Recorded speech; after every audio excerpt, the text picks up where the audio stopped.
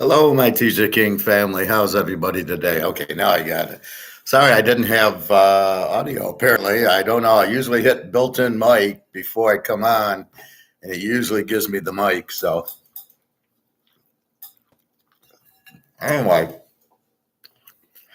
so what was I talking about? I was talking about Chinese food. Let's go back there.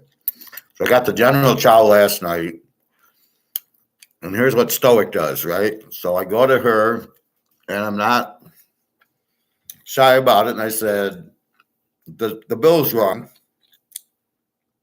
She says, yeah, we charge $1 for the hot mustard. And I said, why the fuck aren't you telling me this? So I'm upset that she's not telling me and charging me.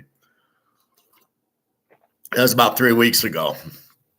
So yesterday I go in and I get my General Chow. And I said, no mustard. I'm not paying $1 for that. And I'm stern, right? I'm stoic. And then the meal comes and everything's good. And she gives me this half container of hot mustard. And she says, we don't charge for this. And I'm like, then why weren't you giving that to me? I says, when you were a restaurant, you used to have the big yellow bottle, like the ketchup bottle, but the yellow bottle was hot mustard. That came with the meal.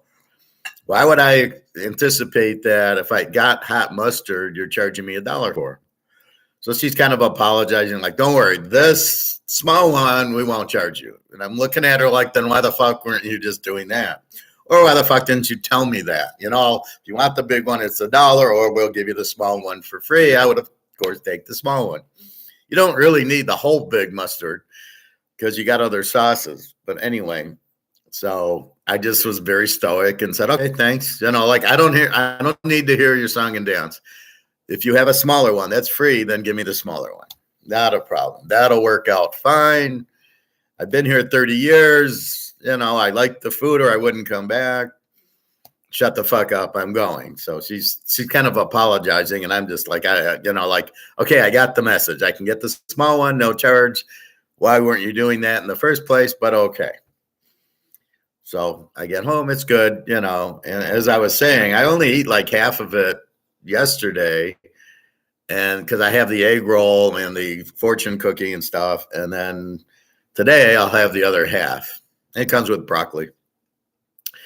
So that was last night at Chinese after swim. Daria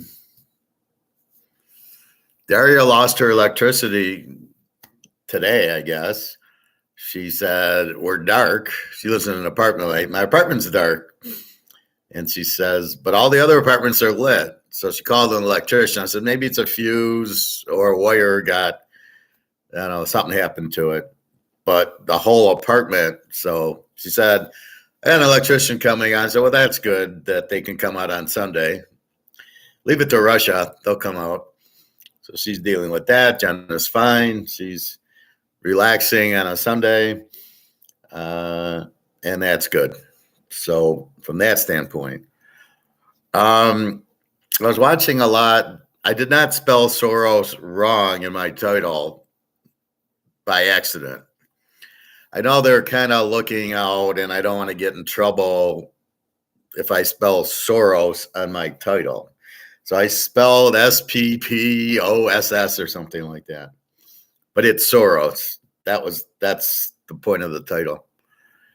And you know how these idiots, Lynette Zhang and all these other ones, think there's a plan to destroy America. There's no plan. George Soros is trying to destroy America. And I'm really shocked nobody's standing up to him. Because there's no benefit destroying ourselves or getting destroyed. What is the benefit? The global elitist? And how is Bill Gates and Warren Buffett going to be better if we're destroyed? They lose all their money.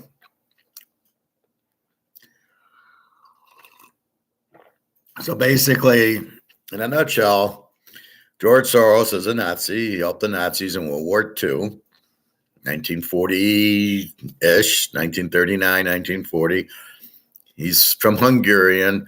And he helped the Nazis find where the Jews were and take all their assets. paintings, money, gold, whatever.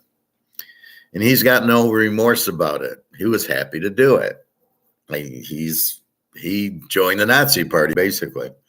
So here you have George Soros, a Nazi. What happened in the war? We won. This is a revenge game. This is Hitler wanted to take over the world, and he wanted to, destroy the U.S., so I'm doing it. And he's doing it by getting judges elected and district attorneys who won't do anything and making it very unlivable here.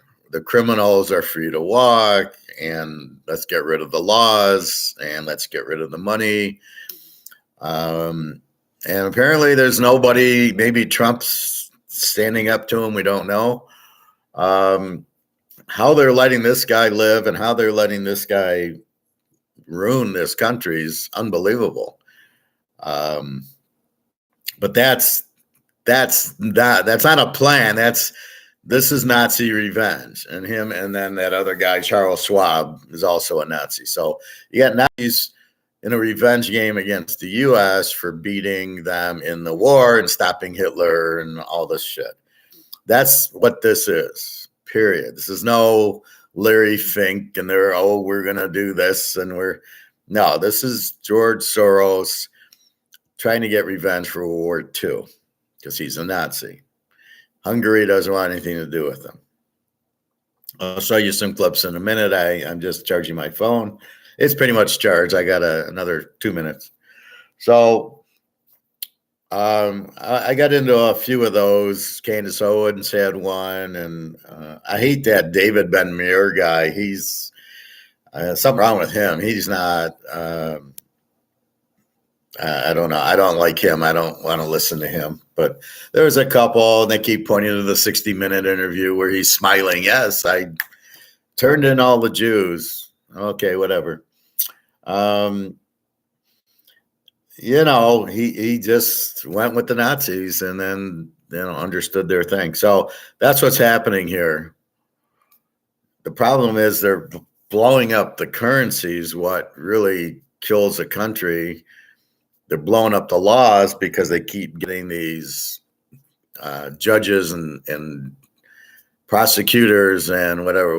All these district attorneys won't prosecute, or they're going after Trump. Soros is going after Trump. Soros is a rich guy. He stole a lot of the Nazi gold, and then he did something with England, which I'll watch later, where he shorted the pound and almost bankrupt them. Billions of dollars on it. Now his sons will take over, but they're too stupid to do anything because he's the father. He's too stupid to do anything. But he does help all these groups, Black Lives Matters and Antifa and all these ESGs and all the companies doing that. Thank you, Greg and John. Good morning. Thanks for telling me. I normally hit the mic and I can see there's circles on the bottom next to my mic, and I can tell when I talk, they move, right? So it shows me the mic's working and it wasn't moving, but normally I hit built-in mic and it normally defaults to this. So I don't know, but anyway, thank you for that. So this is the problem, right? And the solution is nobody's standing up and being stoic and saying, fuck off. And I don't know why nobody's standing up and saying fuck off to this guy. I don't know how this guy's still alive, to tell you the truth, but he has infiltrated the CIA and the FBI. He's got informants in that, and all the media it's all his media. How in God's name this could happen is beyond me. How some Nazi can come in and destroy the U.S. and we're just sitting there letting it happen. Don't we have any rich people? Or where's LeBron? Where's Derek Jeter? Where's all Bobby's friends? Where's Tom Brady? Where's the people with money? Jerry Jones. Where are they? They're just letting this happen, and they're just oh well, we're fine. What's LeBron? He's oh well, we're fine. Does he think it's going to benefit him? He's out of his fucking mind. What good is it to have no economy and no laws? How does that benefit anybody? So they'll see when it's too late. Oh shit, we should have probably done something. He can't even go to Hungary. They won't allow him in the country, and he's Hungarian, and they will refuse George Soros in Hungary, in most of Europe. So what he does is shell games. So he doesn't directly. It would be like I'm picking the football game, but Bobby's delivering the game. So I go to Bobby, tell him to take Kansas City, and Bobby comes out and says, take Kansas City. So really, I'm the one picking the game, but you're getting it from Bobby. And that's really what George Soros does. He pays people to do these things, so he's never really directly linked to it. So it'll be the ABC company paying Black Lives Matter, but it's really from George Soros.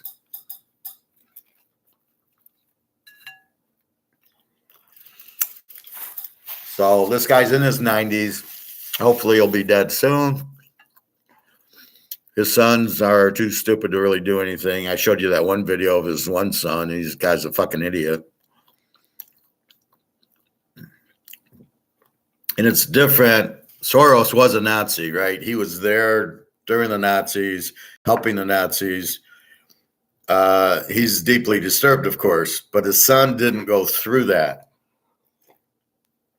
His son didn't, see the Nazis and be with the Nazis, and so it won't be the same. It's like when a father runs a company and then the son gets the company, and the son never runs it as good as the father runs it, because the father had to go through all the trying times and lose and win and go bankrupt and come back, and he built it, and it's not always easy. And the son gets it, it's already a big company. So he doesn't go through all the pain. And so he never runs it, and it always collapses because they don't run it right.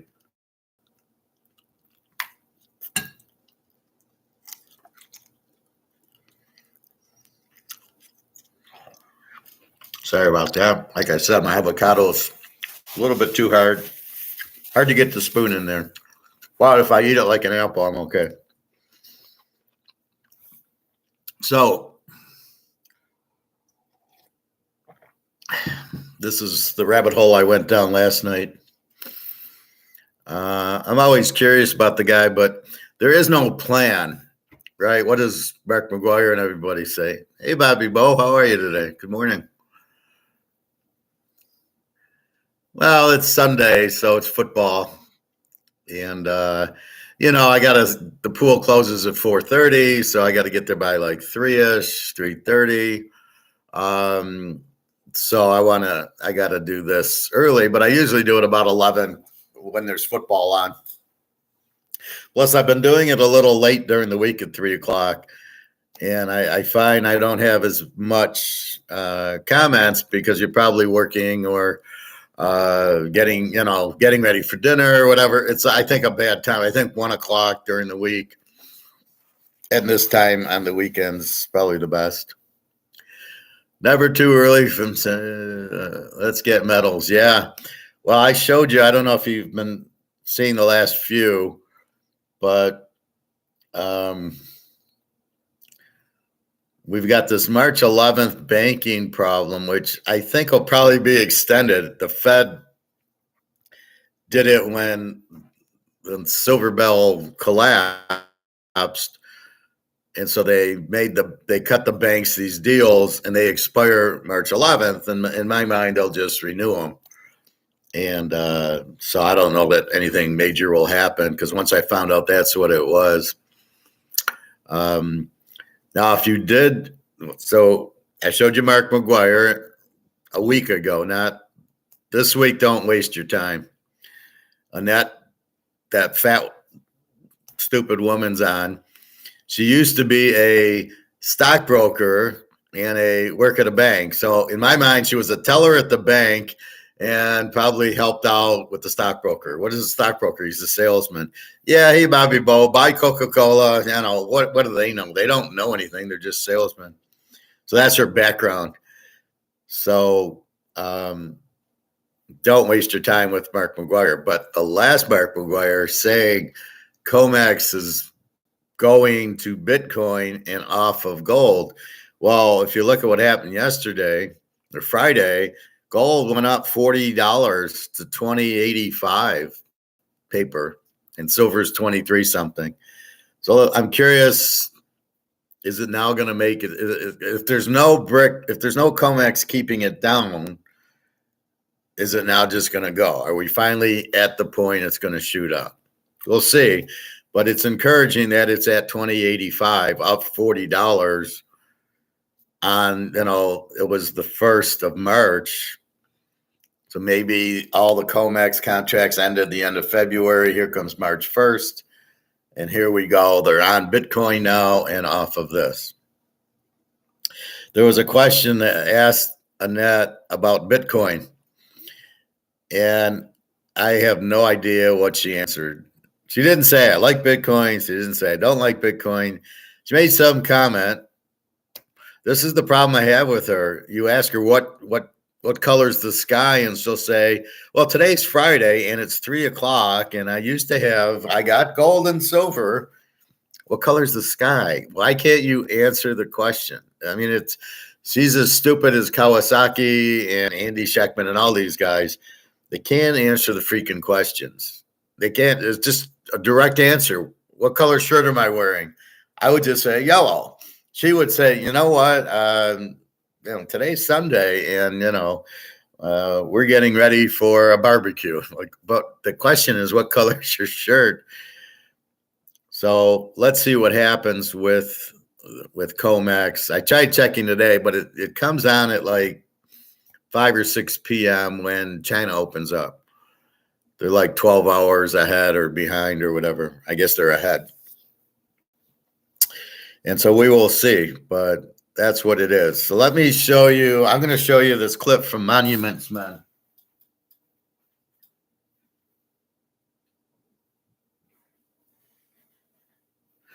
So Greg and John asked me a question about, did the Nazis steal gold? Monuments Men is about how the Nazis stole all this painting, and they're trying to recover the painting. And that's my point of World War II. And Hitler, it was not a war. He was a thief. So the whole war was based on him stealing art and stealing gold. That was the point of the war. It had nothing to do with anything else. So I'm going to show you this clip. It's a minute long. And here we go.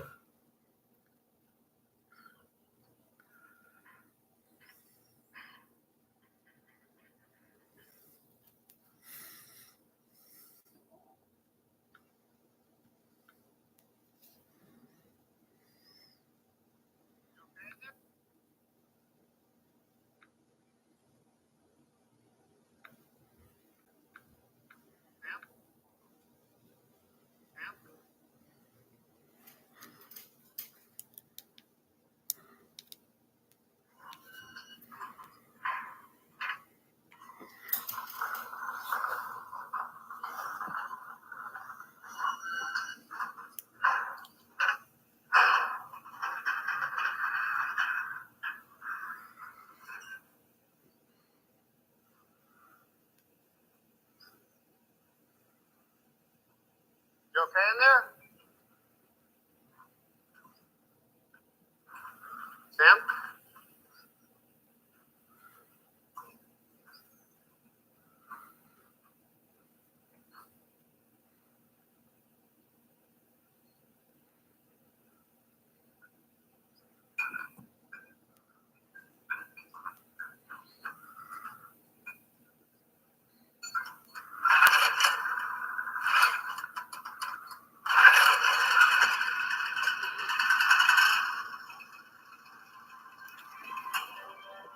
So, do you think the Nazis were after gold?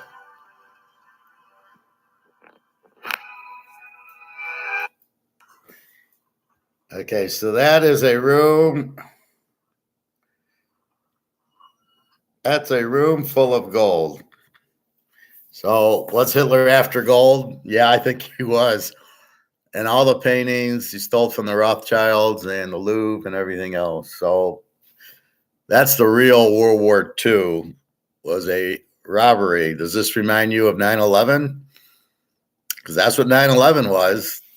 They went after all the gold, and they had to come up with a magic act where, oh, look at my left hand, the building coming down. In my right hand, I'm stealing all the gold.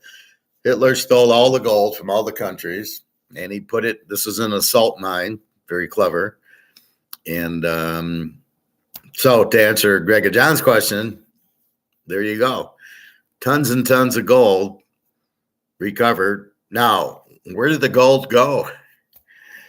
Is that our 8,000 tons? And then we let it go? I mean, if you had that, you would never have an economic problem.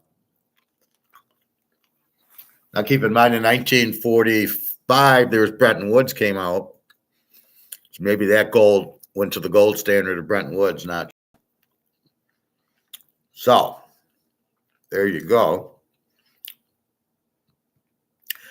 Now we'll look at some Candace Owens talking about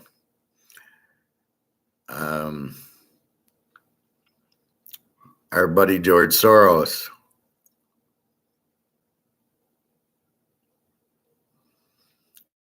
So this one says, why George Soros wants to destroy us. I never thought as a pediatrician that I would be at all useful in a war. My name is Seema Jalan. Nobody cares. If you're looking for an affordable, reliable mobile phone service that doesn't compromise on quality or price, look being called anti-Semitic because he hides behind his Jewish identity.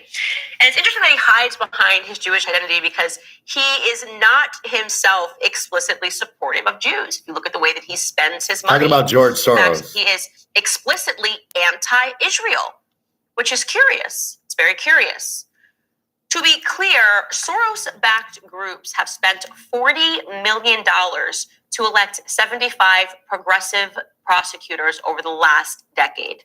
Okay, that means that 1 in 5 Americans now live in areas that are covered by his criminal justice reformers. And I'm putting criminal justice reformers in air quotations because they are not really reforming anything. Obviously, what they are doing is they're releasing criminals onto the street. Why does George Soros want to fund the destruction of America? Does that make sense? Yes, because he's a Nazi. Does it make sense for somebody who has found so much success in their life to dedicate his life? This is the ultimate revenge game, as we talk in football. He's a Nazi. The Nazis lost to us, and he wants revenge. And he knows the only way he can do it is to tear us apart inside. So all his prosecutors and judges bail out all the, the Clintons and all these assholes.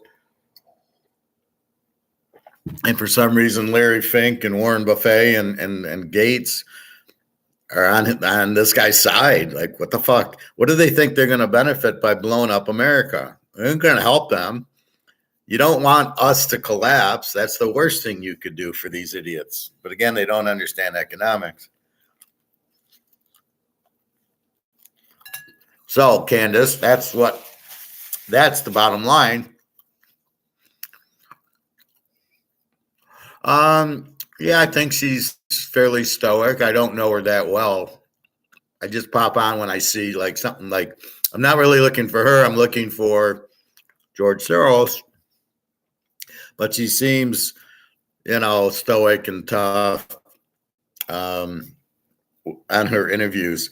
But I'm surprised she can't figure this out. He's a Nazi. They lost. This is a revenge game for the Nazis losing. They had all the gold and all the artwork.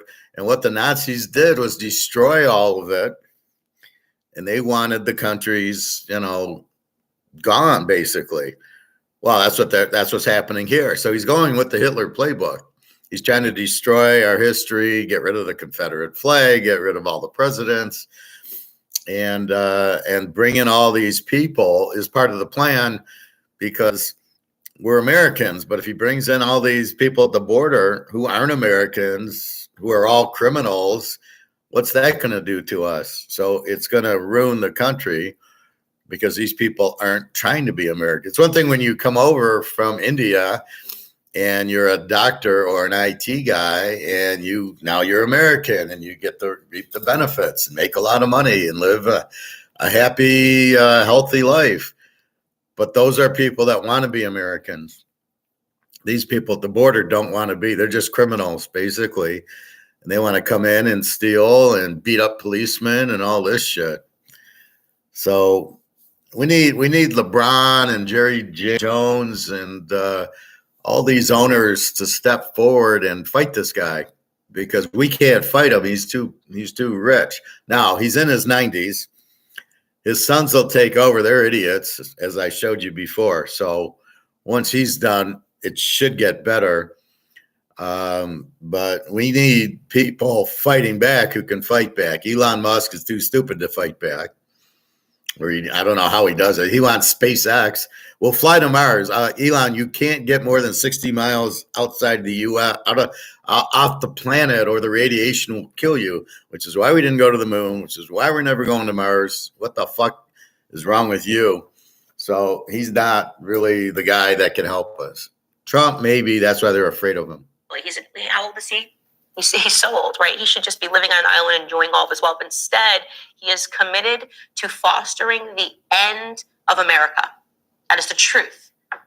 So we need to ask questions. Who is George Soros? Well, officially, Nazi. Don't forget, he controls an entire network of fact checkers. But he wants you to know that he is just a Jewish boy. He was a Jewish boy, who grew up in Nazi-occupied Hungary. And to survive the war, he had to live for a time with a Hungarian officer who was tasked with inventorying the possessions in homes where Jews had been forced to leave. So he doesn't deny this fact. This is to survive. To survive, he was with a Hungarian officer who would go into the homes of Jewish people who were forced to flee and inventory their items for. No, he pointed out which were the Jewish houses. So he would go, oh, that's a Jewish house. That's a Jewish house. These where the Jews live, because he knew them. They kicked them out. They sent them to concentration camps and killed them all. And the Nazis took their gold and paintings and all the assets that they had. That's what he did. He didn't just go in and inventory when they left. He fingered them to get on the trains to go to the concentration camps so they could steal all their assets. So you can see the Nazis are nothing more than mafia. They're nothing more than a bunch of crooks. Nazis. Here is a clip of George Soros discussing that experience, which you would think was deeply troubling to him as a young Jewish boy. But take a listen. My understanding is that you went out with this protector of yours who swore that you were his adopted godson. Yes. Went out, in fact, and helped in the confiscation of property from the Jews. That's right. Yes. I mean, that sounds like an experience that would send lots of people to the psychiatric couch for many, many years. Was it difficult? Not at all. Not at all. Maybe as a child you don't see. He enjoyed doing connection. But it created no problem at all. No feeling of guilt. No. He's smiling. Look at that clip. He's smiling and he was happy to he do felt it. no guilt. He's saying, well, I was a child, so this didn't really mean anything to me. It means he didn't really associate himself as a Jew.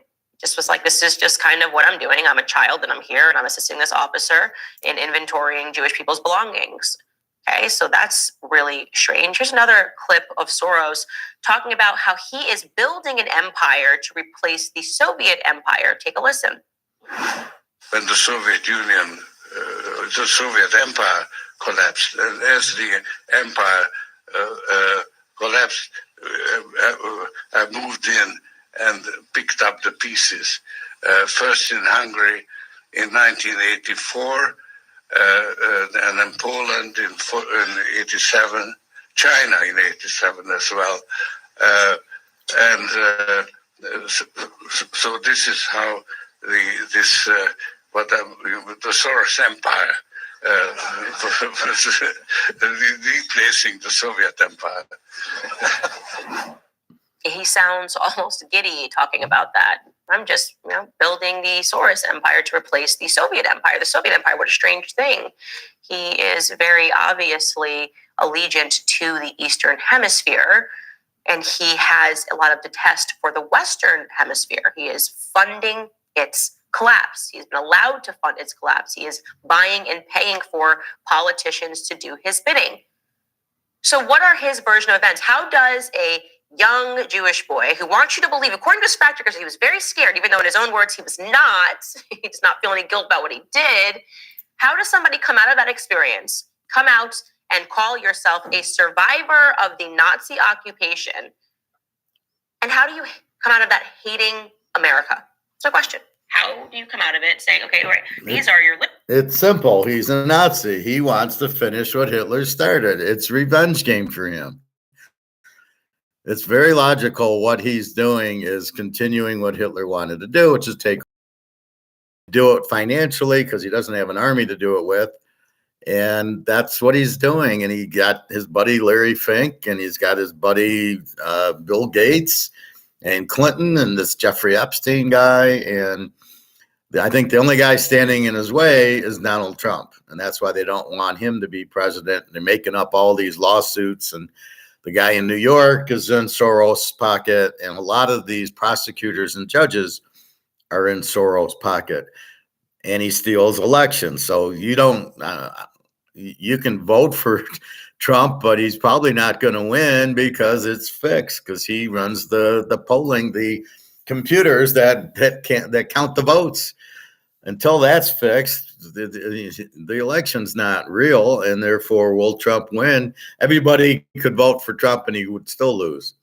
This is the problem that we have. How we're letting this go is beyond me. It's a bunch of people that are obviously just taking money, and this is the sick part of what's going on. This is not capitalism. This is not laissez-faire economics.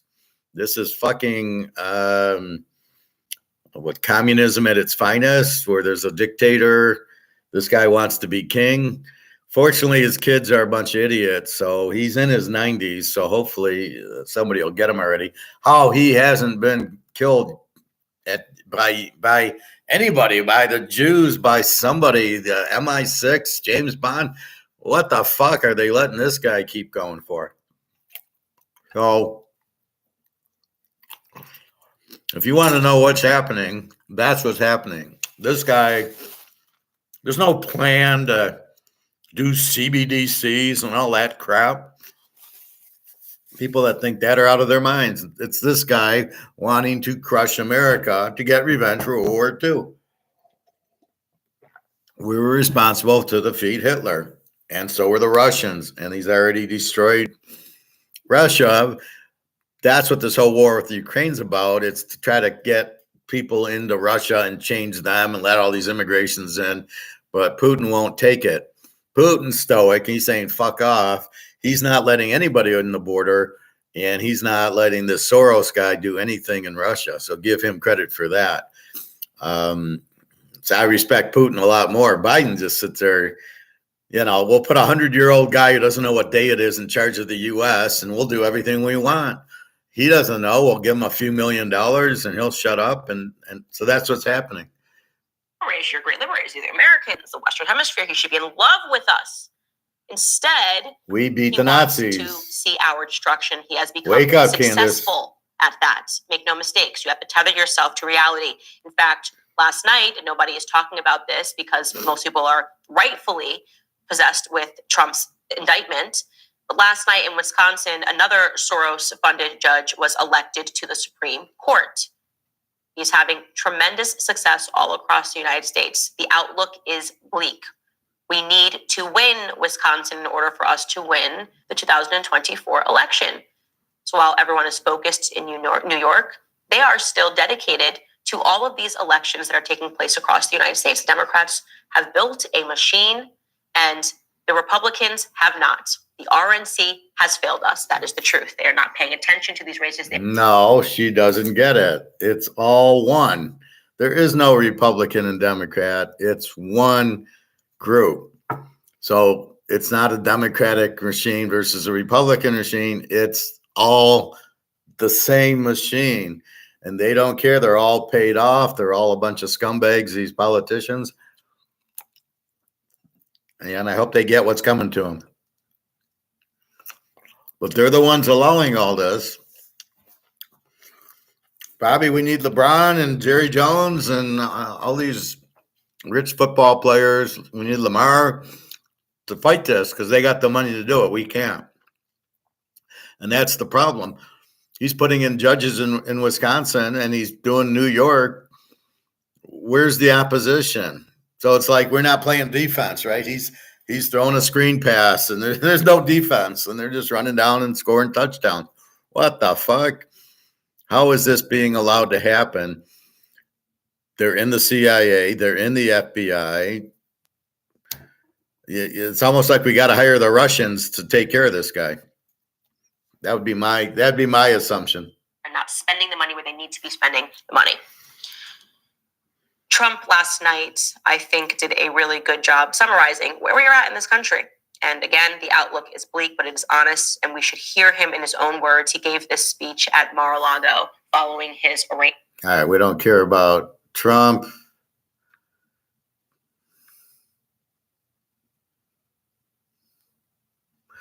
All right, here's a good George Soros. You're going to have to get used one. to asking questions that might make you a little bit uncomfortable. Shut the fuck Happy up. Friday, everyone. Earlier this week, we talked about George Soros, and that was a name that This is her sent next a chill down a lot of people's one. spine. You guys wrote This is about essentially 10 in the months comments ago. and said, be very careful. A lot of you commended me on my bravery and taking on this topic because you realize how much power that he's amassed. So much power that if you fuck mention him. his name on Twitter, which I did this week, there's a whole network of blue check marks who come at you and say, you're anti-Semitic. How dare you say anything bad about George Soros? He's Jewish. He's also doesn't really He's care a if he's Nazi. Jewish.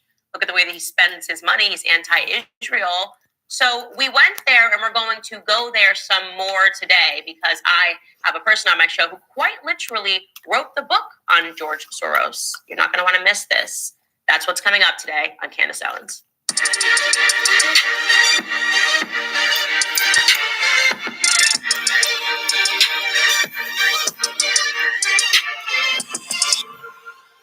All right, guys, let's jump right into this. He is the content manager for Bongino Report. He's written several books debunking liberal lies and exposing top Democrats. His latest book, however, is the one that we are concerned with. It is entitled The Man Behind the Curtain, Inside the Secret Network of George Soros. Welcome, Matt Palumbo. Candace, thank you so much for having me on. I'm so grateful you were able to join last second. I'm kind of obsessed now with learning more about George Soros. Obviously, he's been on the radar for a very long time. But I just feel Nazi. that It's we are very kind of clear. reaching a pinnacle in this country. And every time something terrible happens, you can trace it back to his dollars. And so I want to really start with his origin story and where he came from, knowing that he controls an entire network of fact checkers. And every time people get close to his origin story, they say, no, that's not true. It's not real. We're the fact checkers that he's paying. And that's not right. So tell us about his childhood and his upbringing. Right. Well, he grew up in Hungary and was there when the Nazis invaded. And, one of the great ironies of Soros is, we live in the everything is racist era of politics, and that's the pejorative against any center-right opinion.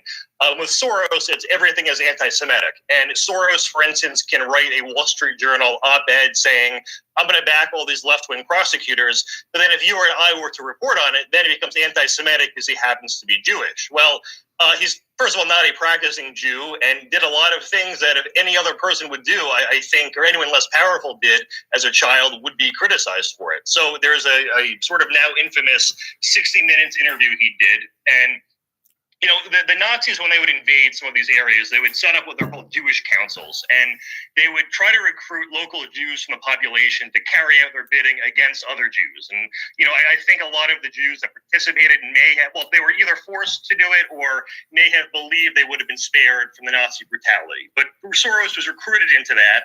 And when he was asked about it in 60 Minutes, the host, Steve Croft, asked him about it and gives him the out and says, well, surely you were forced to do it, and it's not something you'd want to do, and it must keep you up at night. And Soros very memorably gave this very, very cold reaction saying, no, it was something, or, if I didn't do it, someone else would have anyway, so who cares, was kind of the reaction. And really it was just the coldness of the response. And if he had just spun it and said, hey, there was a gun to my head, no one would have even minded the interview. But it was weird that he didn't even have the self-awareness to lie.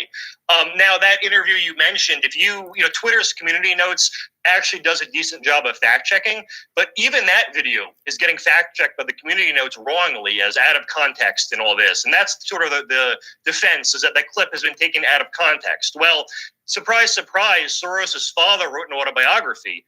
And in the autobiography, he talks about his son's upbringing and his son's participation with the Nazis, and said it was something he tried to dissuade George from doing and something that he seemed to enjoy doing. So his own father... Hold on. I want to slow that down because I did not know this. So we did show that clip on a couple of episodes ago, on Wednesday's episode, I believe. And you are correct. There's no way to take it out of context. He essentially says to him, you are working under a Hungarian officer who was tasked with going to conduct inventory on Jewish people's homes, Jewish people that were forced to leave. And he very much, as you said, gives him an out and says, but, I'm sure you're stuck with guilt. Yeah. You're stuck with guilt, and you're racked with guilt about this. And he really nonchalantly and very plainly says, absolutely not. Yeah, I was a child, and it's whatever. It would have been somebody else. It's not a big deal. And it's very weird. It's very bizarre, not to say something along the lines of, I didn't really understand it when I was a child, but in retrospect, this was really horrific, and I feel sad for these individuals, and I wish I had known. Yeah. We know he doesn't, so move on. Is that his father, and what is his father's name? Do you know off the top of your head? His father's name, yes, Tivadar Soros in the book.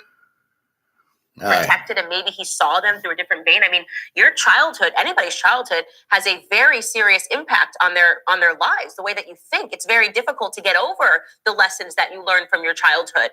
I'm wondering if he came out of that and was at all sympathetic to the Jewish people, or if he was more sympathetic to people that took care of him throughout that horrible tragedy of the Nazis occupying Hungary. Yeah, I mean, that's actually one of the things I get asked a lot is, what motivates this guy? Because we can, the defund the police, the rogue prosecutors, it's a controlled experiment in a certain type of political policy, and it is unquestionably a failure. So it's Soros is a data-driven guy. His background's in finance. He's made billions. Of all people, he's probably better at analyzing data than I am. So, which means he knows the truth. The Occam's razor answer is the simplest one, which is he's just an evil guy. And what the exact, reason was, we don't exactly know. But it just cannot. He's not like your neighborhood liberal who wants librarians to get paid more. He legitimately has horrible ideas, and there's no working theory behind why his ideas would work. I sound like my old economics teacher in college, but whenever you have an idea, she always would ask me well, you have to show me why you think this chain of events would be set off to cause this. So in his rogue prosecutors, okay, we cut police funding. Then what? How does anything get better? What is the process? And then, when they tried out things we're going to boost mental health services and social services. And I go, okay, name one. And how does it get implemented? And, okay, you want better mental health. I think the new Chicago mayor said he's going to invest in mental health. Do we expect the Bloods and the Crips to sit down for couples therapy? I think it's a bit unlikely. So, it's sort of the Matt Walsh, just ask one very simple question, and that alone is enough to uproot really the entire ideology. But it's sad that we are really beyond a place in the debate where these sort of things even matter. We are in sort of a post-truth era of politics. And the fact that he's still funding these people goes to show. I mean, just 2 nights ago, I think it was, he scored the Wisconsin Supreme Court. That was his latest local victory, and he is not slowing down at all, and it has had the most success there. I think that he hates America. And I'm fascinated by why he hates America. He's a because I said Nazi. we were the liberators. So My what does he God. believe is the version of events that should have happened following World War II? I think is the question to ask. He's decisively not pro-Israel, right? He's anti-Israel. He does not give, in all of them. She keeps missing the point. He's a Nazi. He wants revenge. That makes sense. Well, did he not like the results of the war? No, because Germany didn't win. Hitler didn't win. That's the whole point of this. He's getting revenge. That's why he's doing it. That's what makes sense. Him and Charles Schwab, the other Nazi in charge of that other group. And that's all this is. I mean, it's very obvious what he's doing and why. He destroys America because we destroyed Germany. Period. The millions and billions that he gives, he doesn't give to any Holocaust memorial, nothing to having. He doesn't like the people who had Jews. their lives ruined during World War II. So the picture, I mean, the obvious answer here is he doesn't like the results of World War II. He doesn't believe that the Western Hemisphere kind of getting all of this power following the end of this war is righteous. He believes it was an unrighteous ending. Now, in what specific capacity, I don't know, but I think it's very clear that he's not an idiot. He obviously knows that everything he's doing is forcing America into a spiral, is forcing the Western Hemisphere into a spiral. We also showed an interview with him on stage talking about how he was building a new Soviet Union, the Soros Soviet Union, so to speak. So let's talk about his network. Let's talk about just what he's doing on college campuses where children are quite literally becoming more and more dumb. Like we're talking strictly based on their GPAs, not their GPAs, pardon, based on their IQ levels. We've never produced dumber kids, and yet we've never handed out more degrees. He is the man that is behind a lot of this. Talk about what he is doing at the university level in this country. Yeah, I mean, the statistic I saw, I think, was that college grads today have the same IQ, I think, as high school grads in like the 40s. So it just shows how much the standards have fallen. Now, his college network has actually been like 3 or so decades in the making. His first school was founded back in Hungary. It was called Central European University. Now, one of the interesting things I stumbled upon when researching it is it's sort of like a digital archive, digital library. And I couldn't help but notice it's named after Antony Blinken's parents, who are Antony Blinken being our Secretary of State. So it turns out they are mega donors to Soros's causes. And if you read some of the annual reports for the Open Society Foundation, in the beginning, it reads like a corporate report and they have the names like, Soros is first and other members of the organization. There are years where his parents are like the third and fourth people named in that order. And Blinken, after he assumed office, one of the first things he did was sanction a guy named Sali Berisha. No Americans know who he is, but he's an Albanian opposition leader, conservative, and very, very outspoken critic of Soros. And he gets sanctioned by Blinken right after Blinken takes his position. So it's just very interesting coincidences, of which there are none there. But in America, Bard College in New York seems to be like his anchor college. He's donated hundreds of millions to it and has pledged billions going forward. One of his ex-wives actually has her entire, I think it's an art department or history department at the college that he basically bought for her. And he has this thing called the Open Society University Network that the president of Bard is on the board of. And it's really just like a Soros coalition of U.S. colleges and international colleges. A lot of them if you look at like the faculty to student ratio, it seems a lot of them are doing a lot of research. So they're like, it's kind of quasi think tanks that Soros has approved that also issue degrees. And I mean, the only irony is, how much different are they ideologically than every other college, maybe except Hillsdale? And the unfortunate reality is actually not much. Okay, so Greg and John, you asked me this question a lot. Why doesn't anybody buy gold? And now I think we have the answer. So if George Soros is controlling colleges, you think he's going to teach gold, Austrian economics? Because that's all freedom, right? Why do we buy gold? Because we'll be free. We'll be out of the system. Whatever Soros is planning, if it's digital or whatever, if you're in the banking system, whatever's remaining after he blows it all up, you'll be digital, whatever, he'll control you. Or now it makes more sense. This guy is fucking Hitler, and of course he wants to control. Now it makes sense. He doesn't do it for anything. He's got all the money. He just wants us to hurt because of revenge. That's why they don't teach gold, and that's why they don't teach Austrian economics. So when you're looking for Austrian economics, that girl in Odessa, who we had dinner with, me and Jenna in Berlin with Natasha, she's like, I can't find anything on gold in that. Well, now you know why. They don't want you to understand it. They don't want you to learn about it. They just want to basically kill you. They're the ones probably behind all these keeping the farmers down so there's no food. He's not after control. He wants to kill us all. He's Adolf Hitler, right? This is what Hitler did. And I'm going with the same playbook. Only the problem is the US and Britain and Russia is not going against him.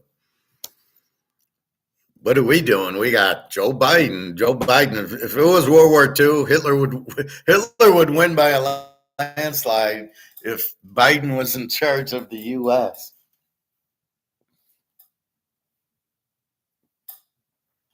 That's how weak he is. So, with that said, that answers your question, Greg and John. They don't teach it because then we'll understand the way out, right? We have found the safety boat, the lifeboat, gold, silver. You're in that, you're protected. But if everybody doesn't know that, they stay in bonds, they stay in stocks, all the brokers keep you in paper. So if you don't know that, you're either going to be in a banker in Wall Street, you're fucked either way because you're still going to be on the Titanic.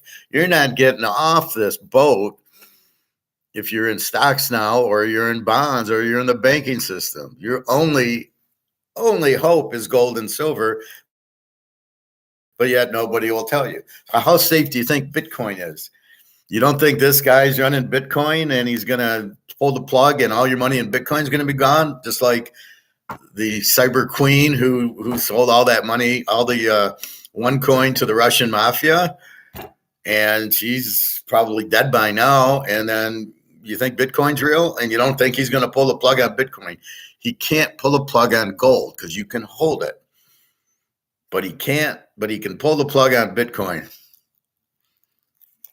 And who's running Bitcoin now? Larry Fink and these ETFs and COMEX. Yeah, how much longer do you think Bitcoin's going to be around?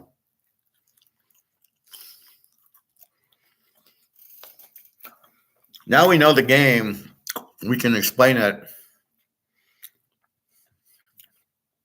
And we're glad we're in gold and silver because we'll be the only people surviving this. Hopefully he dies soon, but this is what is going on. He's controlling the judges. He's controlling the election. He's controlling the money. Controls Wall Street. Controls the banks, the banking crisis.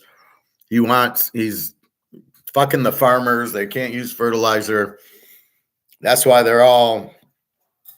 there's blockades in Germany, France, Spain, New York. That's the problem. So there won't be food, and he doesn't give a fuck.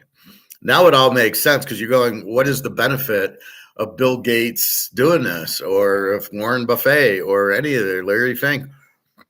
Because there isn't a benefit unless you're trying to kill everybody, which is what Hitler did, right? Everybody went to the concentration camps. That's why I won't go on a train. I don't want to do that. We know the world's corrupt. You really asking who's George Soros? I just showed you who George Soros is. He's a Nazi, and they're bad people. Wait a second, I got to respond to Daria.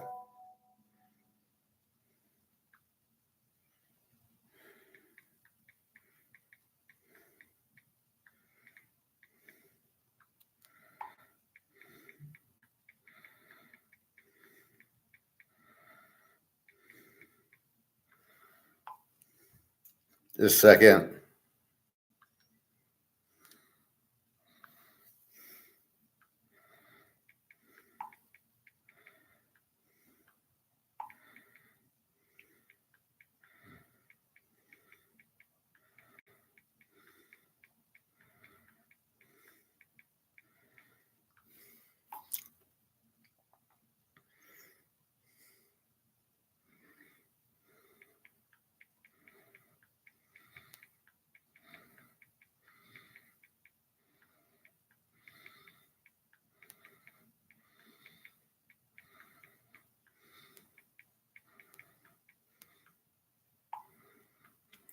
Sorry. So, Greg and John, the world is growing. You know that. How does he take control of everything like elections? Because he pays them off. So he gets the judges, prosecutors elected, right? And that's their elections. And he puts money into the election to get the guy to win.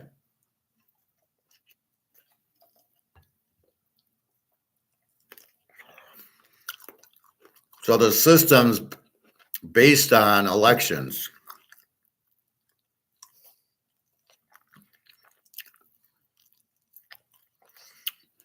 And I guess he pays enough to get the name out, and you vote for the guy, and you don't know who he is. So you vote for Joe Smith, and he's a Soros guy, and he's corrupt, and then he votes the way Soros wants him to vote. And that's the problem. We need a guy like Stone Cold Steve Austin to really clean up the things, or The Rock or somebody. That's really what we need. We need somebody to stop this, because he's in every fucking city. The prosecutor, he's going after Trump in New York. The guy was elected, is a Soros guy. So he comes in and corrupts through the little, through the judges, through the prosecutors at the lower level, and they prosecute the way he wants it. He pays them off, so they do what he says. I don't know if he threatens to kill them or just pays them off. He's got all this money, and nobody's going after him. Where's the MI6? Where's the Jewish MI6? Where's the CIA? They're corrupted by him.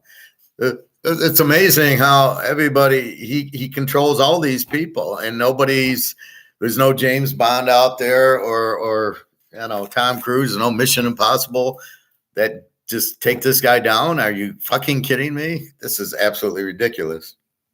Other college, maybe except Hillsdale, and the unfortunate reality is actually not much. It's just sort of the Soros label on our already kind of corrupt institution that seems to be seeing declining enrollment nationwide. Am I correct that Orban banned Soros's? He tried to establish a college or university, some education initiative, and they flat out banned it. They have anti-Soros legislation in his home country of Hungary. Yes. Oh, yeah. So Orban actually, he really went all out on this stuff. Like, he used taxpayer dollars, and I wouldn't say we should go this far, but I would say you should always fund this. But he would put up like anti-Soros billboards. He did one thing that apparently really bothered Soros, according to his biographer, and that was if you walked into a public bus, they put photos of Soros's face on the floor so people would have to walk over it when they're in public. So if you looked at public opinion polling, it went in only a couple of months from knowing who Soros is to everyone hating this guy. So he kicked the college out of Hungary. It's actually, I think, in Vienna right now, headquartered there. Kicked him out. I think Soros himself legally can still enter the country, but he is not welcome there, and his network is not either. Wow, that's super he can't go in interesting. And the by country. the way, He's not allowed in the Soros country. network, the media network, attacked this and attacked Orban. They basically hid behind the fact that he was, how could you do this to an American? How could you do this to somebody that's so involved with the EU? Blah blah blah.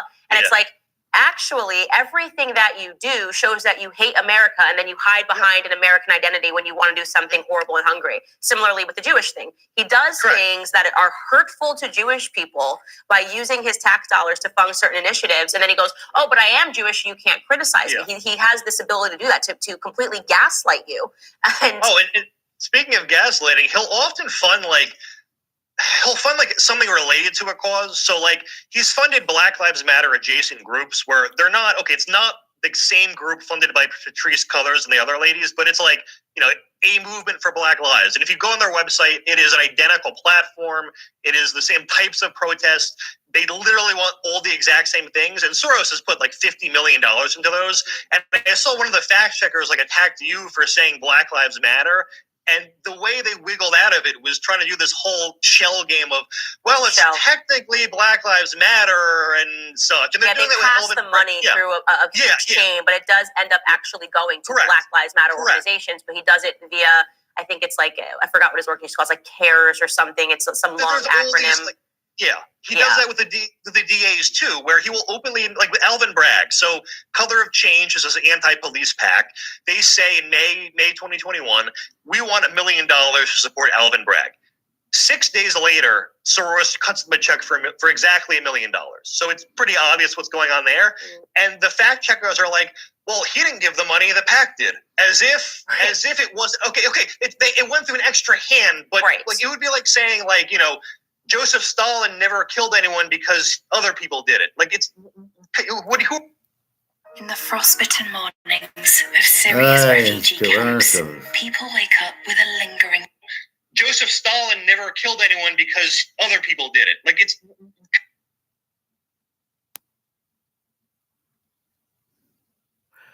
Anyway, I think we get the gist. So he's not a good guy. We understand that. We understand now why colleges are so, I guess, expensive and so bad. They teach absolute horseshit. He's responsible for the borders. He's responsible for the dollar collapsing and everything else. So basically, it all gets tracked to him. He's the problem, and nobody's doing anything. Just blows my mind that just take him out. Like, what are we watching? You know, it's like, here's the iceberg, and we're going to steer into it, and then we're not going to have lifeboats, and we're just going to go sink. And Soros is the captain going, nope, nobody's getting off this boat. You're all going to sink. And nobody's doing anything. And it's just crazy. But now we understand it. But that's why nobody knows about gold, because they don't allow it to be taught. Or Austrian economics. They control the schools. They control the media. It's a real shithole of what this guy's doing. And then all the people are on his side, like Blinken and Biden and probably O'Biden and Obama or whatever. I mean, it's just absolutely fucking ridiculous that all these people hate America, are in these positions and keep getting in the positions, and all these judges and all these prosecutors. How the fuck do you sleep at night? You're a prosecutor and you don't prosecute. Or you only prosecute certain ones, and how do you justify it? Are all these guys Nazis who hate America, which is probably the only answer you can come up with? They're all part of his buddy system from the Nazis. And okay, you hate America. Okay, you'll get elected. And that's the only thing I can come up with. Where's the blockers? Nobody's blocking him. Nobody's going after him. Just amazing. So I think this is why Trump's popular, is maybe they see Trump as, he's got the money. He doesn't want to see America go down. So he's the other guy on the ship going, no, we're getting off this ship. So we will see. However, we have the only thing we can do, which is gold and silver. And that blocks what he's trying to do.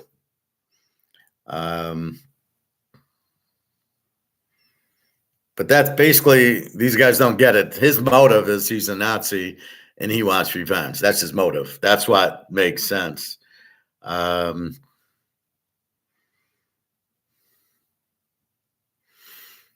This is I'll do one more, but just a few minutes. This is the mayor of Hungary, who knows George Soros. Our churches, our family.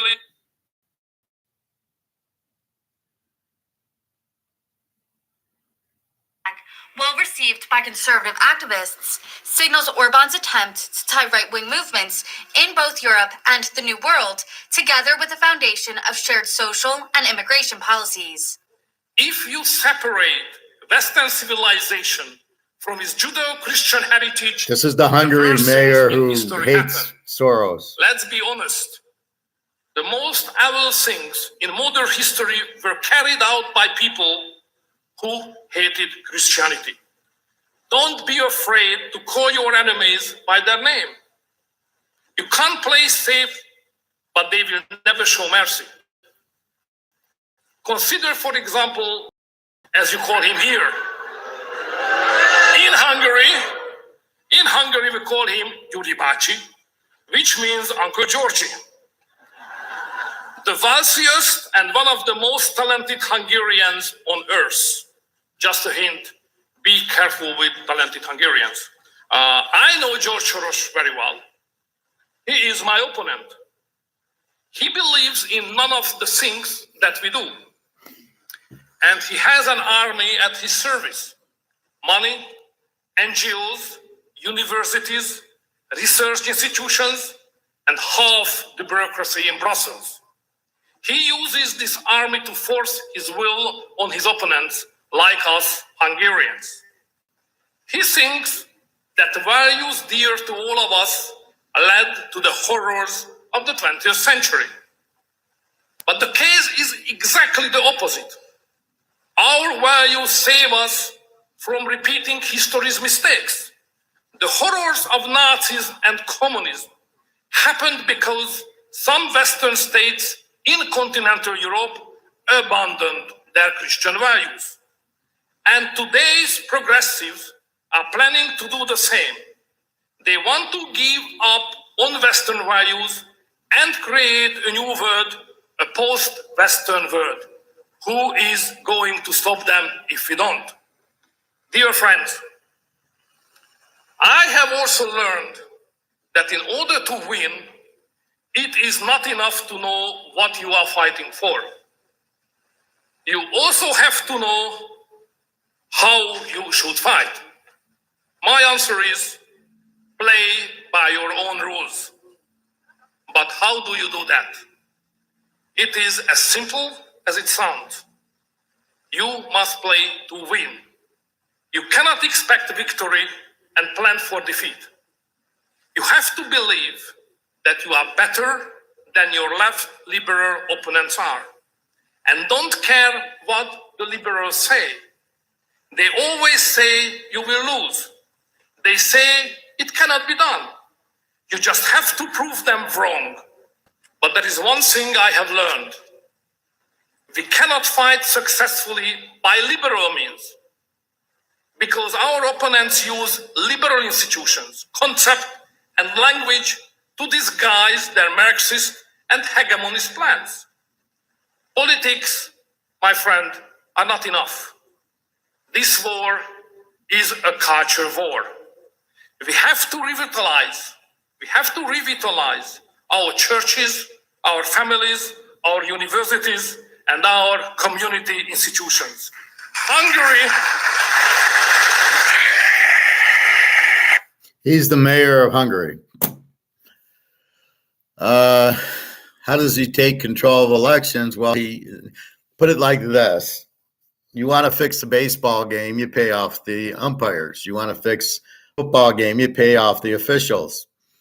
So he pays off all these people because he's got all this money. So people take the bribes, and the people who in the elections win because they're fixed. No matter what the vote says, his guy wins. That's the problem. Just like last election, Trump won by a mile, but somehow the way they counted, Biden won. They didn't want Biden. They just didn't want Trump. Because Trump's going to oppose and has the money and the will to oppose Soros. Biden doesn't give a shit. Biden's, he's a criminal. So for him, there's no point. But he's the mayor of Hungary. He knows Soros. He knows he's a criminal. He's got the army. He's got the colleges. He's got the money. And so it's hard to beat Soros because he's got all this whole big army and network. So when you're asked what's going on here, why are we in trouble? It's because of Soros. He's the man. He's the problem. So like I said, our solution is gold and silver because nobody can fuck with it.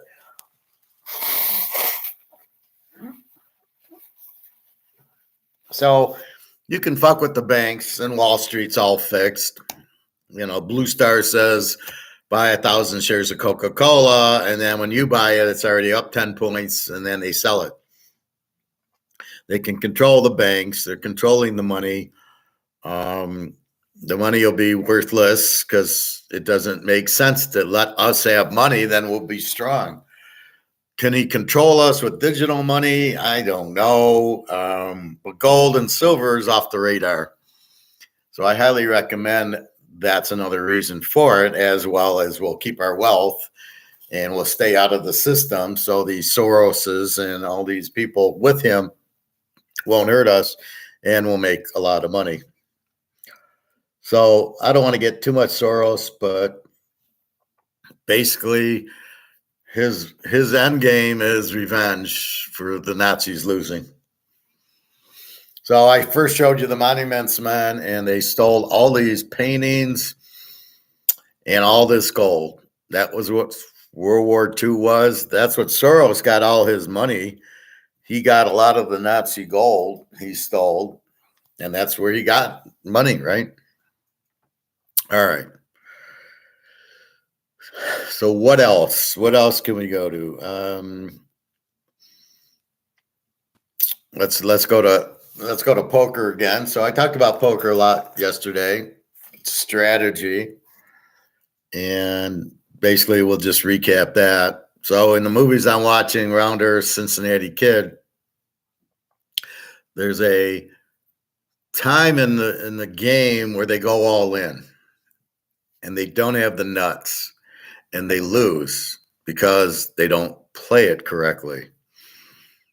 What do I teach? Football. I teach how to bet football, money management, get your bankroll. And what do I say? If you got a $10,000 bankroll, I don't ever want to hear you betting 10 grand on a game. I don't care what kind of luck I have on it. There's injuries, there's referees. So you always just take a little take a little chunk. You don't eat the whole burger in a you don't just take a whole hamburger or a whole steak. Let's say a steak. You don't take the whole steak, put it in your mouth. You cut, have a piece, have a piece, have a piece. That's what gambling is. You cut, take a piece, grow. If you lose, not a big deal. So the Cincinnati Kid is beating the guy. All we see him is winning all these hands. We don't see him losing any hands. We see him winning. And, it's just keep going.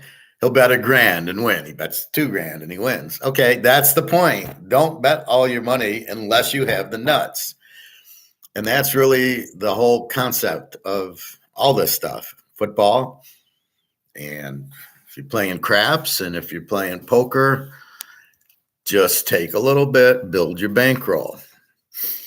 Same thing with gold, same thing with everything, right? Girls, don't put all your eggs in one basket. This is why I have Daria and Jenna. If something happens with one, I got the other, right? So I'm not going all in with one of them. Right. And that's okay. That's smart thing to do, really. My other friend Alyssa's like, no, you should just, I don't want, to have, she's got a boyfriend. She says, I don't want him to have a girlfriend. Like he's got to commit to me. And I'm just laughing going, why? That won't work. Knowing what I know,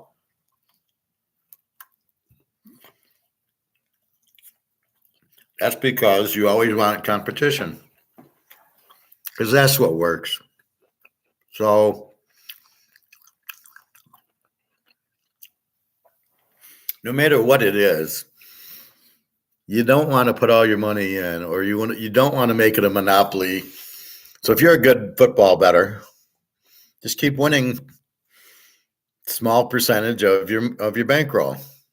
You got a $10,000 bankroll, maybe about $400 or $500 a game. Build your bankroll.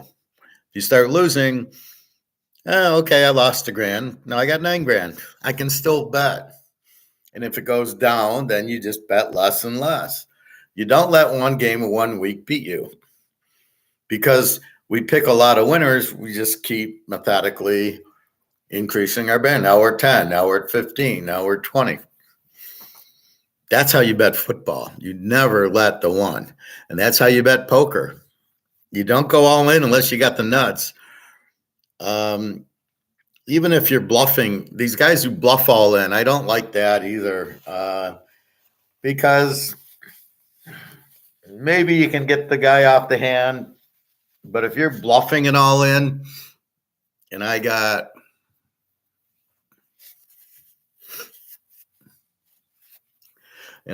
aces and eights, or I got a hand that I can call you with. If I have the hand I can call you with, I might gonna do that. TK, who's gonna win it all in baseball? Okay. Again, why are you vampiring me in the middle of my conversation, Greg John? Are we talking about basketball? No. What kind of comment is that? Anyway, this is, so the point is you don't want to risk it all. So even in poker, the only time I want to go all in is I got 4 aces. I got the nuts. I got the ace high flush, and there's no full houses on board. That's how you want to play your hands. I don't want to risk everything. See, they play it backwards. They go, I think if I can bluff you out. If I make a big bet, like Tom DeWan, I'll make a big bet and you'll fold. Well, Tom, you ain't winning shit off of me, because when you make your big bets, I'm just going to fold until I got the nuts or a very strong hand. I got pocket aces. Now you make your big bet on me. Now I'm going to go all in. And I don't give a fuck what you do. You don't got me beat because I got aces. And that's how you beat a Tom DeWayne or a bluffer or any of those guys. You just slow play them. I check. Oh, I'm going to make a big bet. You'll fold. Yeah, I'm going to fold when I got nothing. But when I got a good hand, I'm not folding. Then I'm coming over the top. And that'll be the last time you make the big bet when I check. I've done that at MGM, at Caesars, at the Wind, at Venetian. I'll just check like I'm an idiot. Check. They bet, I fold. They bet, I fold. Maybe I bet, and then they come over the top and I fold. Then all of a sudden I got the goods, and I check, and then they think, oh, he checked, he's got nothing, and they make a big bet. I go all in, and they never do that to me again. Then they realize I'm not an idiot. They realize I'm doing it on purpose, and I'm trying to trap them, and they won't do it again. And that's happened to me a lot, where these people will make that bet and then not do anything. Then they catch on. I'm good. I've had guys, I'll be a half hour at Caesars, and the guy, oh, I know your game. Now I've gotten, let's say we played 20 hands, and all 20 hands were crap. It's 2-9 and 3-7 and 4-6, and it's fold. And one guy said, oh, I know your hand. I know how you play. And I'm like, oh, you do? Really? You've seen 1/4 of my game because I haven't had anything to bet with.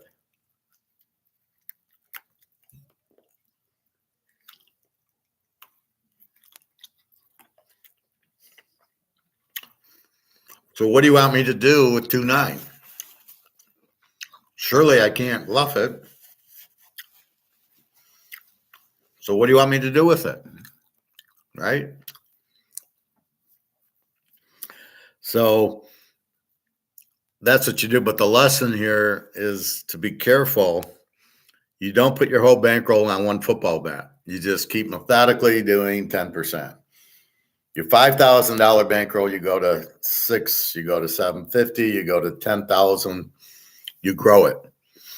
Because if you lose one bet, that's it. So what did we see? Cincinnati Kid's he puts like $8,000 in on that last hand, right? He made it 200, and the guy raised it 200 with nothing. So that's 400. And then the third card, so keep in mind there's only 5 cards. The third card he paired the tens. The guy had the flush, so he tried to protect against the flush, and he made like a $3,000 bet with tens. I think he had tens and aces. The ace was underneath, and the guy, like an idiot, calls. Now, the guy's calling, going, well, if I catch the flush, I got him. And he can't have a full house because there's only been 4 cards dealt. But if the 4th diamond hits, can he really? If he gets the 2 of diamonds and the kid doesn't get the full house, what can he bet? The kid's not going to see a big bet. All right, I'm going to fold, or I'll just call. I mean, you're not going to get a lot of money. It was the perfect. You got the ace high full house. You got the jack of diamonds straight flush. That's why it went like that. But again, you don't. Why risk everything on that hand? He could have the jack of diamonds, and you could lose, and that's what happened. And then but you're killing him. You're winning all these. You're winning 90 out of 100, and then you lose one hand for all your money. What are you doing? That's insanity. You don't do that. You don't put all your eggs in one girl. You date the girl. You stop with the other girls. You have 5 friends, and then you meet one girl, and you don't talk to your 5 other girlfriends. And then she burns you. She takes your money. Oh, I know you have gold, takes the gold and gone. And you're like, what the fuck? And then you don't have the other girls. So you can't, that's why you don't do that. Then we look at rounders, and the guy, again, doesn't read the Oreo cookie, and he lets one hand beat him. I mean, I watched it again last night, and it was like, I'm making a raise with ace 9. The guy checks ace 9, and Damon bets 600, and the guy calls and makes a speech. Oh, you're making a value bet. Well, that would tell me he's got a hand right there. So he's not betting his pocket aces. He's slow playing now, which would make sense. Then the flop comes ace 9, 6, 2 spades. All of a sudden, Matt Damon puts him on a flush draw. Okay. And you bet $2,000 because you don't want to slow play him, which was the prudent move, would have been to slow play him. He's slow playing you with the aces. So he's calling. He's not betting his trip aces. The turn comes, you both have full houses, check, check. And then at the end, he bets $15,000, and Matt Damon does not question why is he betting the $15,000. This is the thing that frustrates me the most about bad poker players. If I'm in the hand and somebody is checked $15,000, I mean, my spider senses are going, okay, wait a minute. Why is he betting $15,000? What is he betting $15,000 on? Oh, it's a flush with a pair of 9s out? There's no way he's betting on a flush. Why am I even putting him on a flush? So it makes where I have to wonder, do I want to risk $15,000? I don't have the nuts.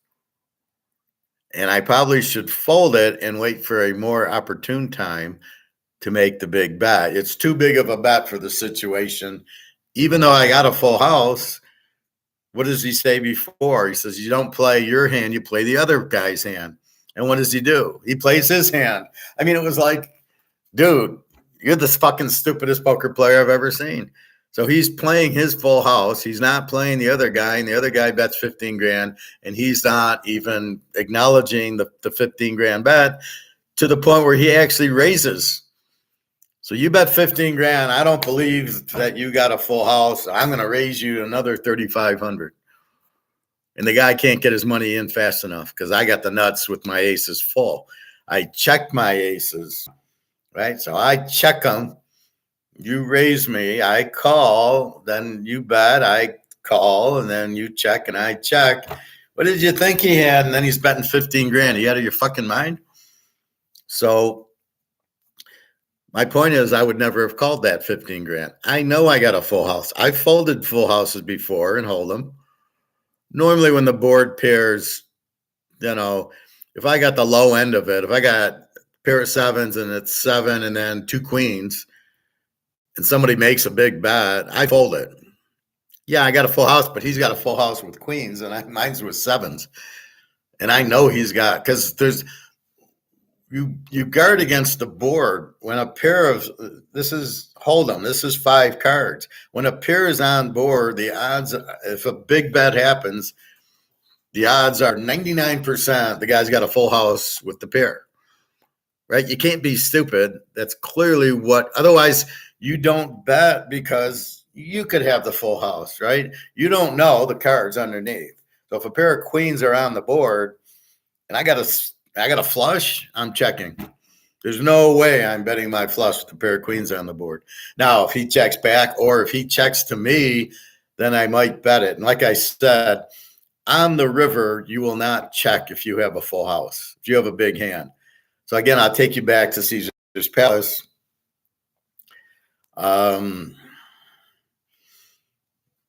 We're at the river, me and this other guy. He checks. I bet $60 because I got a pair of queens. He raises me like 140, so he makes it 140, and I call him in 2 seconds, because logically he would have bet, if he had a big hand, he would have bet it.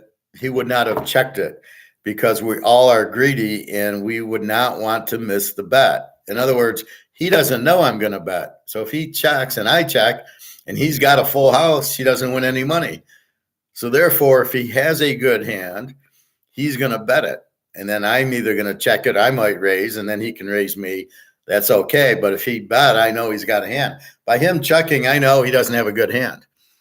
So I bet, he raises me, and it took me 3 seconds to call him. And I show my queens, and he's got nothing, and I just laughed. I knew what you had. I don't say that because I want him to keep dumping. And that's, that's one of the tells that I give you, is nobody with a good hand checks the river. Look at rounders, right? Teddy FSP bets 15 grand on his full house. He didn't check and let Matt Damon make a bet. He bet the 15 grand because he wanted to make sure he had the bet out there. And Matt Damon went for it, hook, line, and sinker, without the nuts, without, he used the nines, but he had the aces, and he checked the aces, and he didn't, he doesn't know Teddy FSB checks his aces when he's got them. Come on, man. So the point is, reading the other guy and then not risking your whole bankroll. You should never do that. So Cincinnati Kid did that. He had no business. This guy did it. You didn't have the nuts. You don't call that bet. You make the bet, but you can't call. So if somebody checks and then Matt Damon put 18,000 in, it's a stupid bet, but at least he's betting it on a check. But I would have said bet 2 grand, because you're going to get the same. If he's got a hand, he's going to call you. And if he doesn't have a hand, he's folding anyway. So why risk the 18 grand? But that's what you get out of it. Who do I think's going to think Miss going to win? Don't bring up basketball. Jesus Christ.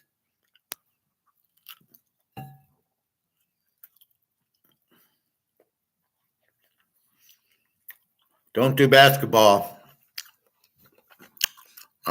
So stay away from getting me off my thought, Greg John. Am I talking poker? You're bringing up basketball. I don't do basketball. I told you I don't do basketball. Don't want to hear it. So the lesson I'm teaching is far more valuable than who do I like in a game I have no idea who's playing. I can't name one player on either team. Dr. J against whoever's on Dallas. I don't know. So the point is, you got to be careful with your betting, the all-in. Don't bet more than your bankroll. Cincinnati Kid easily should have thought, if he's got the jack, I'm fucked. And therefore, just called the 1,000. And off I go. And if he hit it, he hit it. If he didn't hit it, then I win.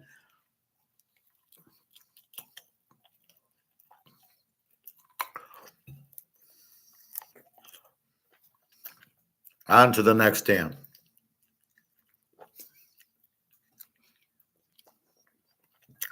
So, same thing with Matt Damon. He loses 30 grand on a hand. He shouldn't have lost anything. You don't have to retract the message, Greg and John. Just don't bring it on. Well, this is a life lesson about your bankroll. Do you bet football? I'm sure you bet football. Do you play craps? Do you date women? I mean, this is about going all in when you shouldn't, or betting your whole bankroll, putting all your money and all your eggs in one basket. And my point is, don't put all your eggs in one basket. But with that said, that's the point. So Cincinnati Kid would not have lost. He was kind of in a bad situation. The fact he could have had the Jack of Diamonds means he probably should have. He checked. The guy bet $1,000. Just call. You got the Jack? Yes. Okay, I lose. If you don't have the Jack, I win. Couple grand in the pot. Off you go, because that's how you've been playing. You haven't been going all in with your straights, flushes, and everything else.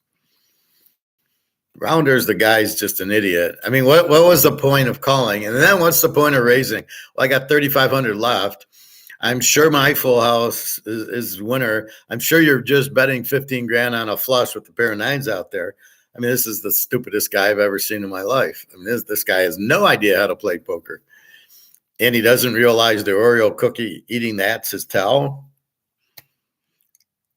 Anytime you're eating at the table or drinking, that's a tell that you are relaxed, right? I feel good. I got the hand. I got the full house. I'm going to eat an Oreo. I'm going to drink a beer or Coke. That's obvious. All right. So that's that. Football betting, again, it's bet part of your bankroll, but only when you get a good game. So we're analyzing the games and we're grading the games. So I'll give you 7 unit or 9 or 11 or 15 or 21 or a lock. And the stronger the play, the more you need to bet on it, because we don't want to bet the same on every game. So unlike poker, where the hands are different every time and the opponent's different every time, there's a lot of hands. If you're playing poker at Caesars, there's 8 or 9 guys in the game, and you're not going to necessarily play the same guy in every hand. You're going to play other people at the table, so you need to watch that, and you need to watch how everybody plays. And the problem in Vegas, you got 8 people, a couple people go out to dinner, or they lose all their money.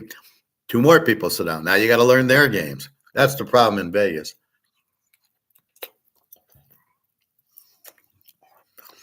Well, that's the problem at any poker room, but the key is there's only a few types of players. There's the bluffer. There's the real aggressive type. There's the guy who just checks and he's afraid. A guy who just calls you. So he won't bet. You bet $10, he calls you. You bet $20, he calls you. He won't raise you and he won't bet at you. You got to be very careful. He's got a hand, but he doesn't like to risk. So you've got to understand, who are you playing against? The bluffer's the easiest, because when they have a good hand, they then will they'll check, and when they have nothing, they bet. So that's the easiest to find. And those you slow play. You check, you let them bet, and then you just, if you got a good hand, then you've got them, because they got nothing. And they're trying to get you out by making a big bet. I played a lot of poker, yeah.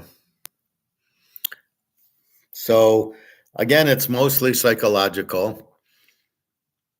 Matt Damon's ego said, call the bet because you got a full house. But Matt Damon, before the hand, says you don't play your hand, you play the other players. He says that. So the first thing he says is, you don't play your hand, you play the opponent's. And then he gets into a big hand. What does he do? He plays his hand, not the opponent's. You're betting 15 grand. Why are you betting 15 grand? That's really the key, is why are you betting the 15 grand? You got to ask that question, and you got to be scared. Hey, if he's bluffing, fine, you got it.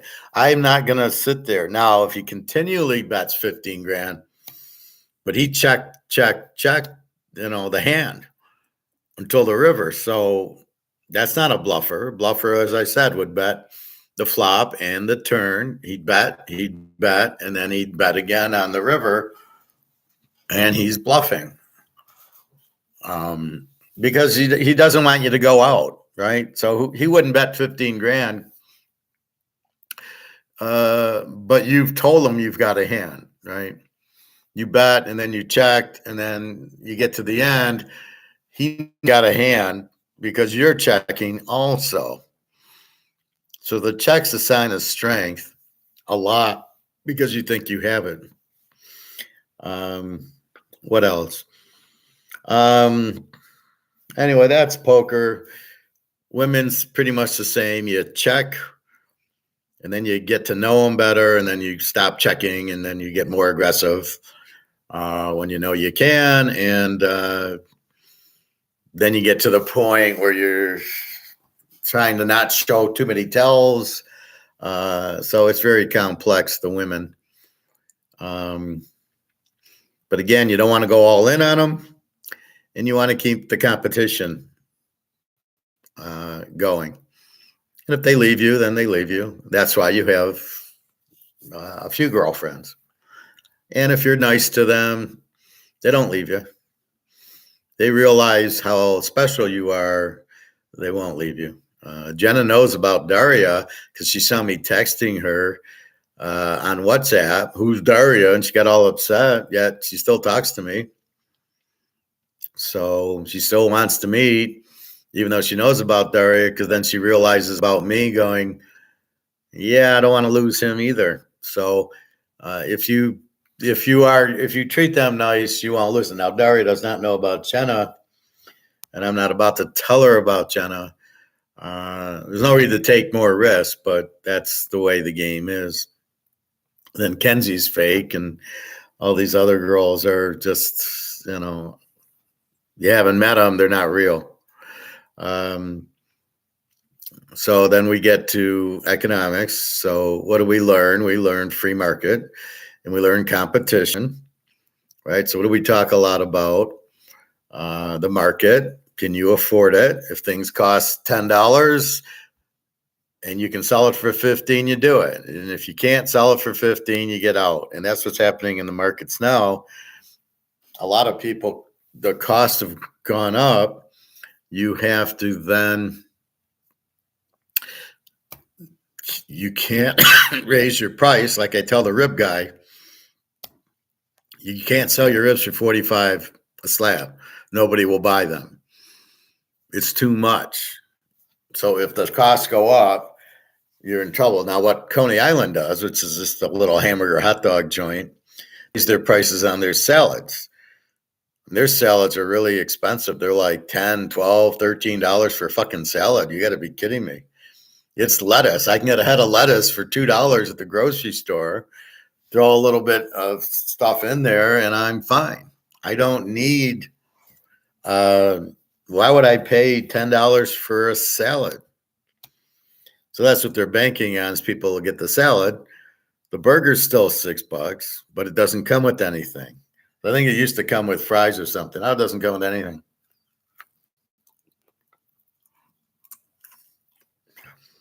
So now if I go there, I debate.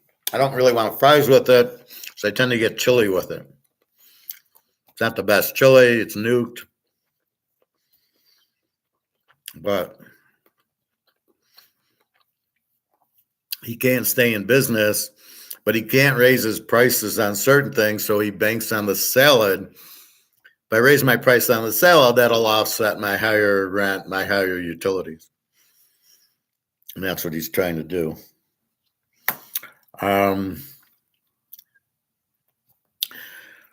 Gold and silver, as I said, it's protection and it's going to go up in value. I told Jenna today, I says, our gold's about to go up. Keep your eye on brics. When they come out with the gold standard, your gold goes through the roof. So she's excited, but she realizes we got to wait for it. You know, like, when's it going to happen? When you can't do that. It's just when brics announces gold-backed currency, which is coming soon, then you get all excited.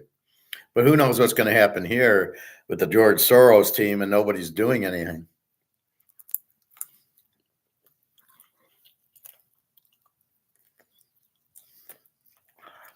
So we need some competition. Right now, he's got a monopoly. And if Trump wins or loses, he should compete with them.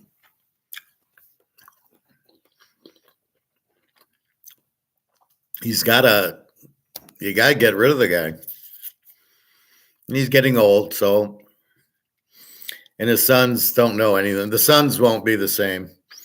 They'll try it, but at the end of the day, it'll fail. Because people probably are afraid of George Soros, but are you afraid of the son? Look at Biden. Are you afraid of him? No, but are you afraid of the son? No, he's a bigger clown. So keep that in mind.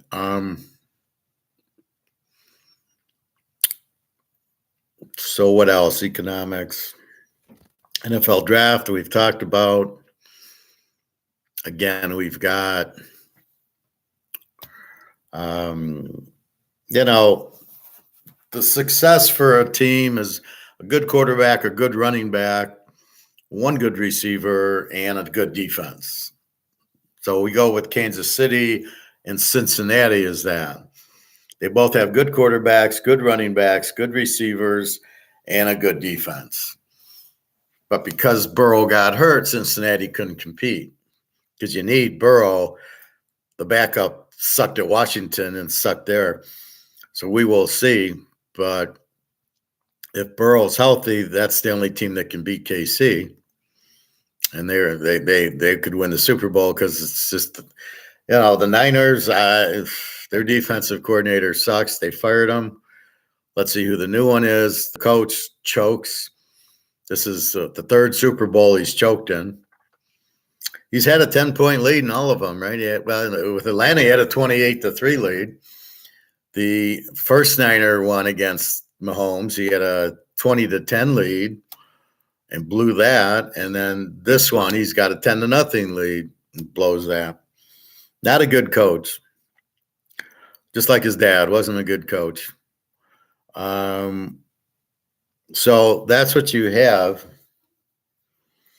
with that, but that's the key to it. So here comes the draft. Now the selecting the quarterback. Who's the Mahomes type? Daniels and Bo Nix and Penix and Hartman. Those are the Mahomes type. Caleb is not quite that good. He runs around. So it tells me he can't read a defense, and he runs more, means he can't read a defense. So when they get to the line of scrimmage, he doesn't know what to do with it. He goes back to pass, doesn't know what to do with it. So he starts running around like a crazy man. And, you know, half the time he's thrown to the other team. He's getting sacked all the time. The other teams are getting closer and closer, like Houston against Baltimore. They did sack Lamar a lot in the first half, and then for some reason went away from it.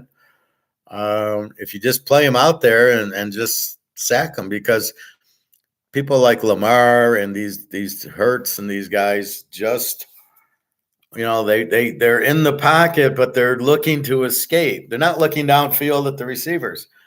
Lamar's like, oh, I'll run. I'm going to go here and run. And then everybody gets excited like, oh, good, he ran for 20 yards. That's not a good play. That's a terrible play. I'd rather Mahomes hit Kelsey for 20 yards than Mahomes runs for 20 yards, and that's what he does.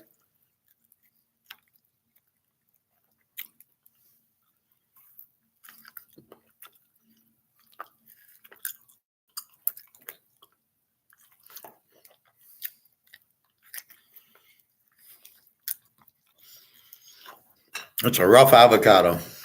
I think I got to take them out of the fridge.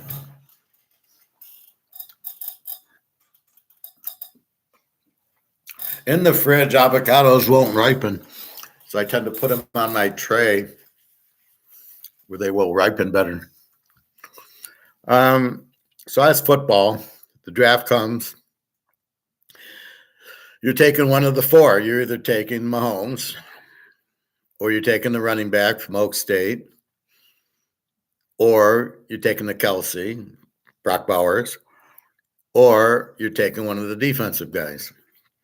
Now, the easiest to get are the defensive guys in rounds 2, 3, 4, 5, 6, 7, free agent. Not a problem to find a good defensive player. A good tight end, not a problem finding them rounds 1, 2, 3, 4, 5. You don't need Brock Bowers, just a good one. There's a kid out of Kansas, like I say, excellent tight end. He'll be around. Then you've got the quarterback, and there's only 4. You can't get a guy from – the guy from Michigan's not going to help you. The guy from North Carolina is not going to help you. You've got to get one of the 4, right? Hartman, Penix, Nix, and Daniels. That's it. Caleb's not good. I mean, Caleb's not going to help you. Caleb's going to run around and be like – he'll be like Lamar. He'll run around, although he can throw better. He's no Mahomes. He's no Purdy. He's no Burrow. Not even close. So he's I don't know. I mean, Stafford's in the pocket. I'm trying to think. Maybe like Kyler Murray. So he's like Kyler Murray. He runs around, and then he can throw, and you see what Arizona does. So probably, that's what you get with him. So there's 4 quarterbacks, maybe the Tulane guy. The Michigan guy is terrible, and so is the North Carolina guy. So if you end up with those, you haven't completed you've wasted your time. Not only did you not get one of the 4 positions, but you got a guy that's not very good that you think is good, like a C.J. Stroud or a Fields or a Hurts. These guys aren't good. Or Trevor Lawrence. You won't get rid of Trevor Lawrence, but he's not good. He's not going to win for you. So you got Trevor Lawrence, you got Fields, you got Geno Smith, you got Daniel Jones and Mac Jones and all the Jones boys. And it just, they're not good. They don't win for you. But you won't. The Giants, how are they going to get rid of Daniel Jones? They just gave him $35 million a year for 4 or 5 years. They're out of their fucking minds. So what do? Right? But they're stuck. But they don't have Mahomes. They don't have a Mahomes type. So they don't have that quarterback. They got Barkley as the running back. Perfect. The receivers, I think they added a couple last year. Okay. And their defense needs work. It's not very good. So their problem is quarterback. So the Giants need to get rid of Jones, but who's going to want him for $35 million? And that leads you where they're fucked. And they have to somehow trade up and draft Bo Nix and then just cut Daniel Jones. But they won't do that because they won't admit that Daniel Jones sucks. How they drafting him, this is like Drake May, Trubisky, Thurston Howell, Mac Jones on New England, Daniel Jones on the Giants. They won't admit that they fucked up. And so they keep them. Fields, Trevor Lawrence. These are guys that suck, but they won't get rid of them. And therefore, they won't draft a new quarterback that they need, and they'll never win because of the 4 parts of the equation. They don't have the quarterback, but they think they do, or they won't get rid of the quarterback. He's inadequate, but they won't do anything. TK, I like Penix is a lefty. Not many good lefty quarterbacks have been good. Where do you get this information from, Greg John? You out of your freaking mind? What? There's not a lot of left-handed quarterbacks, but there are good left-handed quarterbacks. Penix is very good. Did you watch him beat Texas, and I didn't see the Michigan game, but because he's left-handed, doesn't matter at all. What are you talking about? There's been, because you can't say that, because name a left-handed quarterback that wasn't any good. Kellen Moore was very good. The Lions never played him. Jim Zorn on Seattle was very good. They played him. Name a left-handed quarterback that didn't do well. So there's not a lot of left-handed. It's like a left-handed shortstop. You could say the same thing. Well, the left-handed shortstops don't do well. Name one.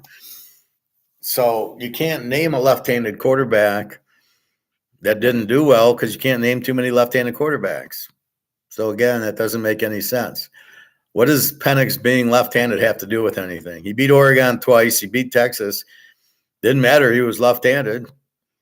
If Mahomes was left-handed or Burrow was left-handed, it wouldn't matter, would it?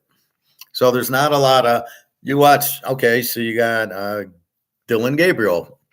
UCF went to Oklahoma. Looks pretty fucking good. Now he's at Oregon next year. He's left-handed. Guy's a fucking superstar. I don't understand your comment. Your comment doesn't make any sense that not many good lefty quarterbacks have been good. And so name me two of them. Name me two that were there that weren't good. You can't, because there aren't two lefty quarterbacks that really suck, because there's not a lot of lefty quarterbacks.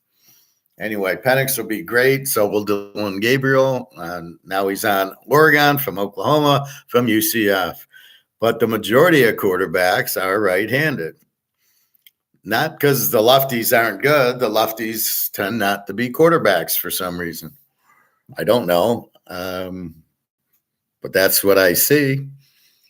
Ken Stabler. Oh, well, so now you're naming good left-handed quarterbacks. So what are you doing, Greg and John? You're telling me that not too many lefties have been good, and then you just named me Ken Stabler, who was very good. And I'm naming you Jim Zorn and Penix and Gabriel. So that's a lot of good lefties, but you can't name me a lefty who wasn't good, because there's not a whole lot of lefties that played quarterback and then weren't very good. They're just, most of them are right-handed. Anyway, so the draft is about those four things. Now, most teams can kind of get away with a decent running back. See, Pacheco isn't great, but on Kansas City with Mahomes, you have to respect Kelsey, and now you have to respect Rice. So therefore, if you're respecting them, you can then you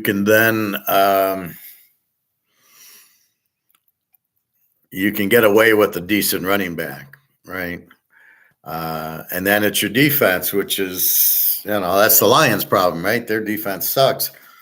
He gave up 27 points a game and lost games to Chicago and Green Bay, which is a joke. They gave up a ton of points to Tampa and a ton to the Niners. And KC had the best defense. They won the Super Bowl.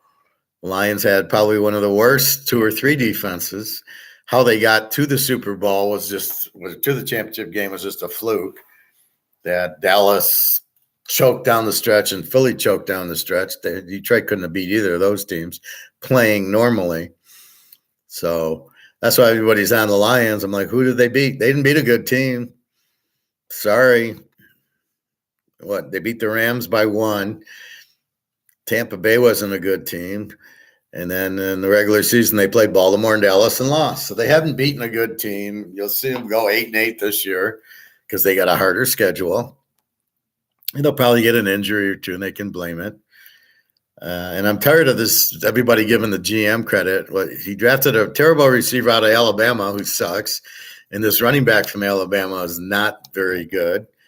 And Jared Goff is, every big game he chokes. Where was he against Baltimore? Where was he against Green Bay and Chicago? Where was he against the Niners in the second half? Where was he? Tampa, he struggled till the fourth quarter, and then the Ram game had a good first half, didn't show up in the second half. So there's a lot of games where he shows up for a half. He's not your answer. Now we'll see. Hooker, I would rather get out there. He beat Alabama. See, that's what you look at. Goff didn't beat anybody. Didn't win a Super Bowl, chokes in the playoffs. What do you want? Well, all of a sudden he's not. So anyway, hey Eric, how are you today? Well, we know lefties are rare, but your comment was, I like Penix is a lefty. Not many good lefty quarterbacks have been good. That's your comment, not they're very rare. Like if you would have said, well, Penix is good, but there hasn't been a lot of lefties, would have made sense. But you're saying not many have been good. And then you just named Stabler and I named Jim Zorn because there hasn't been a lot, and then Kellen Moore. Otherwise, there's not been it. And then here comes Penix, and then here comes Dylan Gabriel next year, who's at Oregon. So that's kind of where we're at with them. But the comment's ridiculous because there's not a lot of left-handed quarterbacks, and the ones you point out, Stabler was great, and Jim Zorn was good for Seattle. Played a lot of years, so I don't recall too many left-handed quarterbacks that didn't make it, but I don't recall that many left-handed quarterbacks. So, with that said, so that's your draft. You got most teams need defensive help. As I read the other day, there's a lot of weak defenses, and then most teams need some running, like Buffalo, Baltimore. They need running backs, and they need Baltimore needs a quarterback. They have a pretty good defense, pretty good running back. They need some receivers, and they basically need a head coach. Buffalo, terrible head coach, need help defensively. They need running backs, and they got a decent quarterback and a decent receiver. Again, they're stuck with, they think Josh Allen's better than he is. They think Lamar is better than they are. They're not Mahomes. They're not Burrow. They're not Kenny Stabler. They're not Dan Marino. They're not that good. But they run a lot, which is actually a bad thing because they can't read coverage. So that's the problem with it. And so we will see. Because when the pressure gets on, that's when they choke, right? Buffalo, near the end of the game, he throws an incompletion, and then he drives them down a little bit but doesn't finish it, and then they missed a field goal. But what did you see from Mahomes? He drives them down, scores touchdowns. And not only scores, the guys are wide open in the end. He calls a play. He immediately sees the guy's wide open, throws it right in his hands. Nice soft pass. The guy catches, touchdown. Kansas City takes the lead. And then when Baltimore needs to return serve, they can't. Buffalo needed to score a touchdown to win. They don't. They settle for a field goal try, and they miss it. And that's the difference. Mahomes finishes the drive, gets the touchdown. They didn't. He did it in the Super Bowl. 1919, and then he finishes. But even to get to the 1916 to 1919, he had a hell of a drive. So he's a winner. And that's what you want in a quarterback. And that's why I knock these guys. Trevor Lawrence is not a winner, and half these guys are not winners. Caleb's not a winner.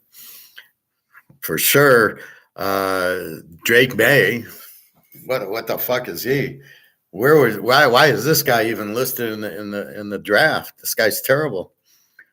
You're not going to win with him. You might as well have Pickett or Howell or Mitch Trubisky.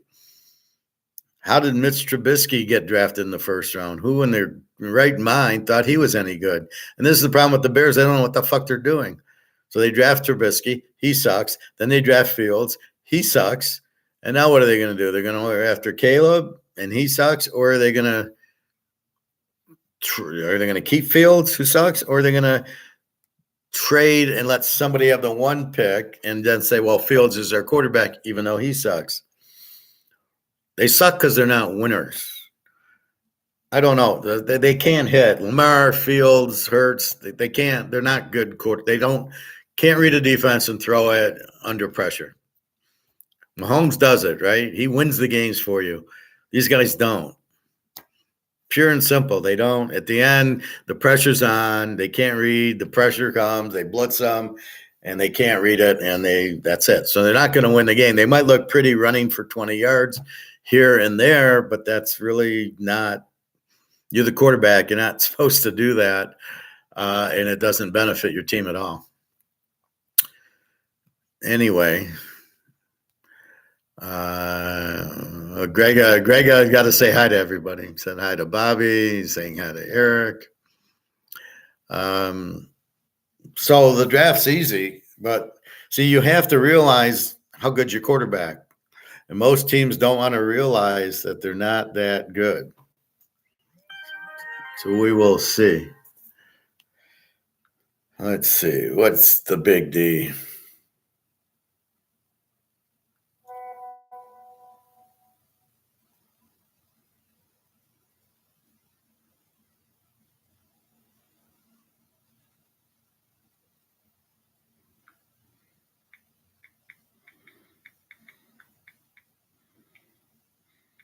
Just a second.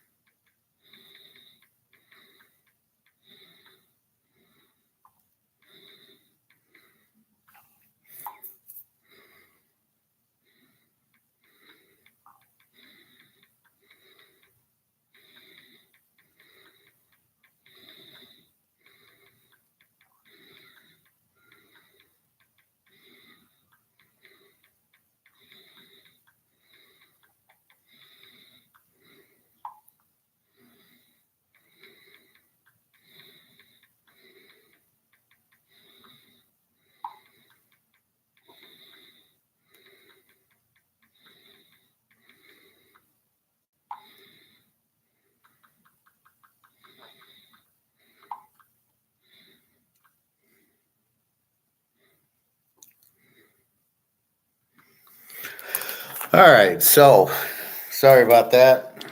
Daria got her light back on. Who should Marvin Harrison go to? I don't know that I would draft him, and if I did, it wouldn't be in the first 10. The first 10, I either need a quarterback, a good running back, or a good defensive player. I don't need a receiver in the top 10. It doesn't help me, right? I just need a guy like Rice who's on Kansas City, or I can find a Kelsey in the second or third round. These guys don't need to be there. Harrison, I wouldn't waste my pick with. I'd either take one of my 4 quarterbacks because that's what I need to win. And then I need the defensive help, the defensive linemen or the cornerback safeties. I either need them or I need the quarterback or I need the running back. So the Giants need the quarterback. San Diego needs the defensive help. I heard Khalil Mack's a free agent. I heard a couple of guys on the Kansas City, but I think they'll sign back with Kansas City. I heard some guy on the Lions radio, and he's saying how the Lions, they could get the guy from Kansas City, the stud defensive tackle. And I'm going, there ain't no way this guy's leaving Kansas City to go to the Lions, or that good cornerback. They're not leaving. You got the Super Bowl. Where are you going? You don't leave to come to the Lions, that's for sure. So Marvin Harrison, if I'm the Lions and can get him, not too far, I would get him.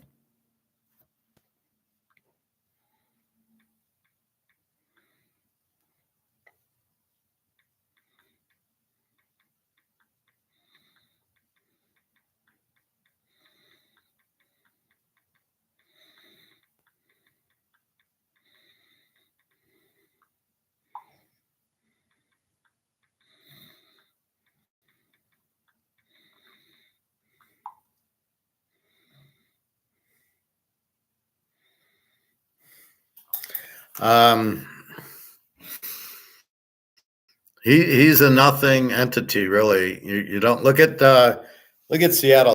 GB, a terrible draft pick because you didn't need him. You had Metcalf and you had Tyler Lockett. What are you going to do with Smith and the GB? And they did nothing with them. So you had 3 good receivers that you can't get the ball to both of your studs, right? And you don't have a quarterback. So they made a terrible draft because they have a running back, Kenneth Walker and Charbonnet. They needed a quarterback. They needed a Mahomes type or defense. Drafting Smith and the GB was a terrible waste. The Rams got good receivers late. They didn't Pukanuka, they didn't draft him in the first round. They have a good running back. I don't know when they got him. So they got Stafford, the quarterback. They got the running back. They got the receivers. And they have a pretty good defense. So look for the Rams. That's why they made the playoffs. They looked much better once Stafford got back. You can go down the list. Pittsburgh, they need a quarterback. Have a running back. Have a receiver. Pretty good defense. But they need the quarterback. You give them a quarterback. You put Mahomes on Pittsburgh, they win the Super Bowl. Simple as that, right? Because they can run. They got the defense. So it all gets down to the 4 pieces, and this is what you need. Now, Chicago, Fields is not the piece. Baltimore, Lamar's not the piece. Philly, Hurts isn't the piece. You can go down the list. Kyler Murray, not bad quarterback. I don't think he's terrible, but I don't think he runs too much and throws too many Hail Marys. That's what this kid on Drake May for North Carolina. He's terrible. He's not the answer. He'll throw 100 interceptions because he can't read, and he ends up throwing the ball to 50-50 balls because he had a good receiver last year, but he's not going to have that in the NFL. Teams like KC, Buffalo, Baltimore, eat them alive. TK, these teams don't know how to draft. That's why they always suck. Well, they draft the wrong positions. Chicago takes Mitch Trubisky. Why? Listen to my draft whenever he was drafted. I do the draft videos and listen to what I say. The guy sucked. The guy sucked at North Carolina. There was no reason to draft him, and they draft him in the first round. Then they wonder why he sucks, and then they get rid of him, and then they draft Fields. He's an Ohio State quarterback who, of course, isn't going to do anything.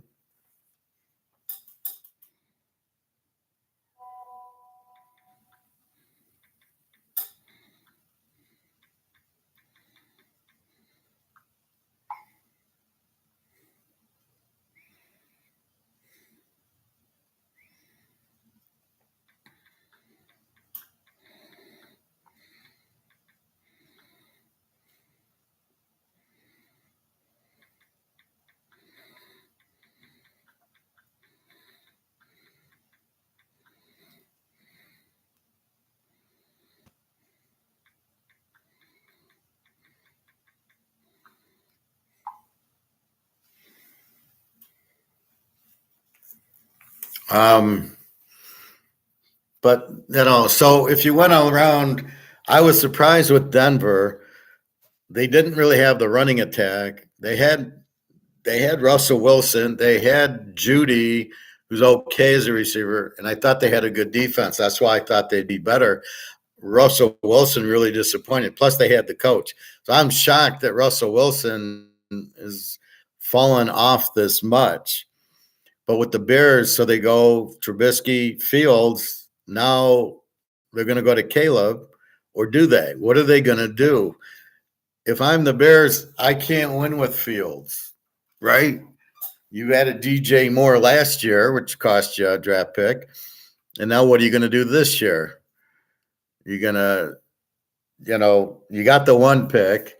You've got to draft the quarterback because Fields isn't going to do it. And then you can trade Fields. So I would trade Fields for, do I need a running back? Yes. Do I need a defense? Yes. Do I need a receiver? I got DJ Moore. So the Bears need the Mahomes, and they have an opportunity to grab them. So that's what they need to do. Well, I guess if Russell Wilson isn't going to be, Drake May niece heard of him. Laugh out loud. Niece? Or are you saying never heard of him? I don't know what you're saying there. I assume never heard of him. He was on North Carolina. He sucked. But because he's like Josh Allen, he can throw the ball far. He's a good physical specimen. But guess what? This is football. I need a quarterback. Look at Drew Brees. He was 5'10". Warren Moon. These are little guys. They were very successful. So the thought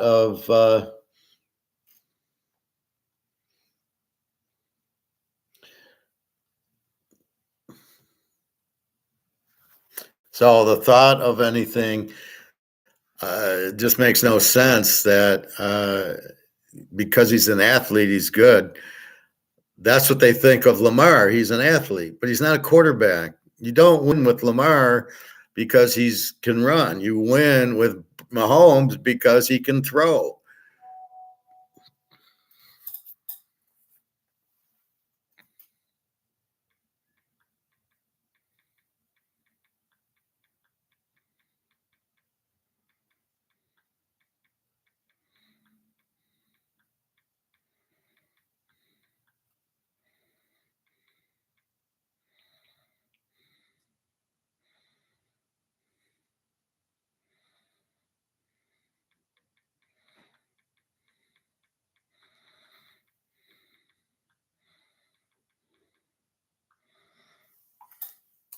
So that's what you really have to understand.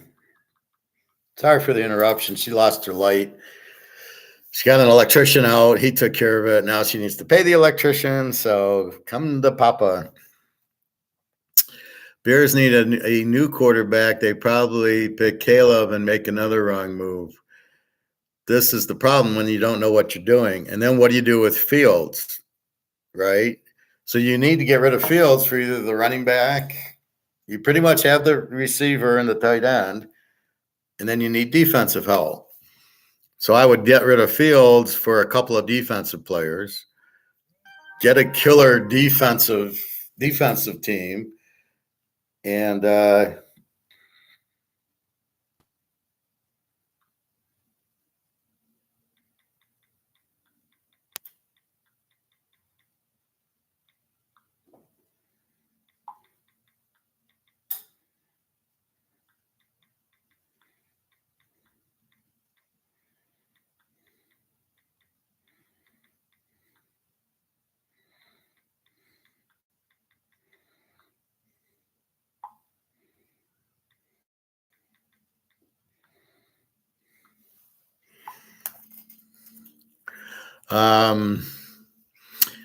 so yeah, Denver. A lot of teams need a quarterback. The Giants, really go down the list. Jacksonville, Indy, Tennessee, Houston. I would still say Miami. I would say Pittsburgh. The ones that are obvious are Pittsburgh, Baltimore, and Cleveland. Well, Cleveland might have Thompson Robinson.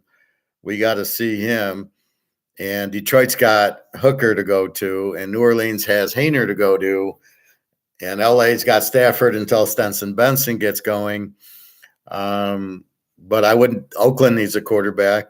These teams have the good defenses, have one part of the equation. I think Oakland even they have a great running back. They never play. I don't know why. From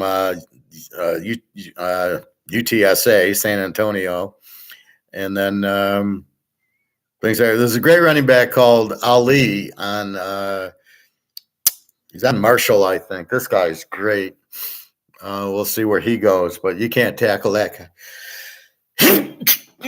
Excuse me. I fanned on my Kleenex. Mr. Pilpit, welcome to class. You said Bitcoin was useless. Good call. Yeah, it is. Well, so we'll get back to football in a minute. So here's my point on it. What's this worth? This is a Mahomes 50 count. It's an asset. Let's say it's worth $5,000 because he's won 3 Super Bowls and it's numbered out of 50. So you know what the value of the card is. Gold, we have gold. We know it has a value. We have it in our hands. Nobody can attack on Wall Street us and say, oh, by the way, your 60,000 real estate trust is worth 0. Nobody can do that. We know the value of gold and silver, and we know it's not correct, but we know that they're worth a lot, as we know this. What's a Bitcoin? What's it worth? You can't tell me. And the fact that Bitcoin's in dollars and the dollar goes to 0, what's the Bitcoin? You can't tell me. You can't tell me there's 21 million because you really don't know. You can't really tell me the worth, and it's run by the Russian mafia. So, people, I think the only people that really argue for Bitcoin own it, and they want it to go up. But really, nobody sells it, and it's not money as they'll make you think it's cryptocurrency. It's not currency. It's crypto. That's it. But it's not currency because nobody wants it. The number one thing with currency is it must be demanded. And if it's not demanded, then it's not worth anything.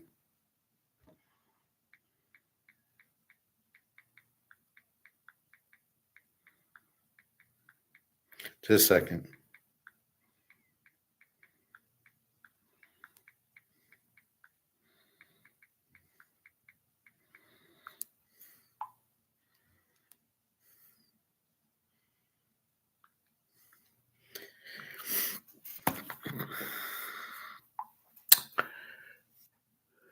You know Mr. Pulpit too, Gregerton? What, do you know everybody? You're sending them to class? But see, you got to be careful with Ponzi schemes, which is what Bitcoin is. It's all about trying to make money with it, which okay, first you got to sell it, right? So if you buy Amazon stock at 100 and it goes to 150, are you selling it? Or are you like in a fantasy land where it just keeps going up and up and up and I never sell it? And then I never make any money on it. Things like that, things like craps, things like poker, things like betting football. You have to take your winnings. If I go play poker and I win $500, I cash out. I've won the 500. But if I keep playing and I eventually lose it all back, I was up 500, but then I lose. And that's the problem with Bitcoin. You never sell it because these people are so fucked up. They think it's going and it'll never go back. I don't know what they think it is. It's not a stock. It's like a penny stock, but there's no value in it at all. What is the value? Gold, we know the value. Mahomes, we know the value. We don't. What is the value of Bitcoin? And if they think it's money or digital gold, they're out of their fucking minds. So, yes, it is a joke, buy gold and silver. It's the only way to beat Soros and get out of the system. And you can live happily ever after, not being stuck by Soros and his goons. Greg and John. So